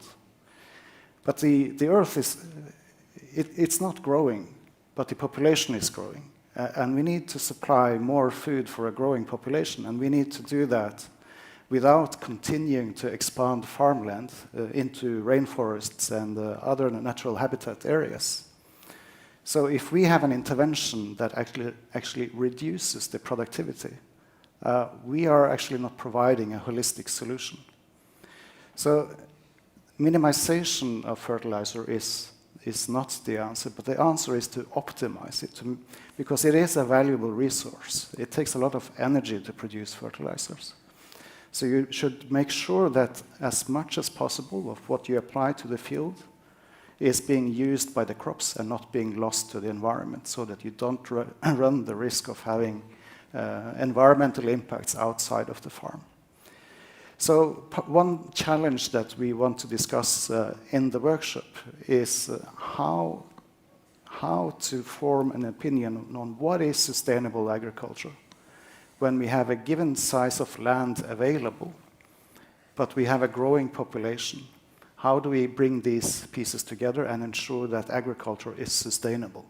So that is one challenge that we want to bring to the table.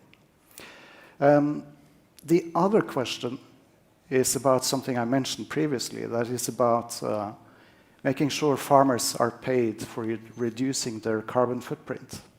So to be a bit more specific, we are able to produce our products without the use of fossil fuels, so having practically zero emissions in our production. But this makes our raw materials 2 to 4 times more expensive. BCG, they made an analysis showing that, well, you can decarbonize the food basket, but you need to pay 4% more for the food price. So how can we set up a competitive system that ensures that the expensive but necessary transitions in technology can take place and be supported by the consumer? How can we ensure consumers want to pay an added margin to decarbonize?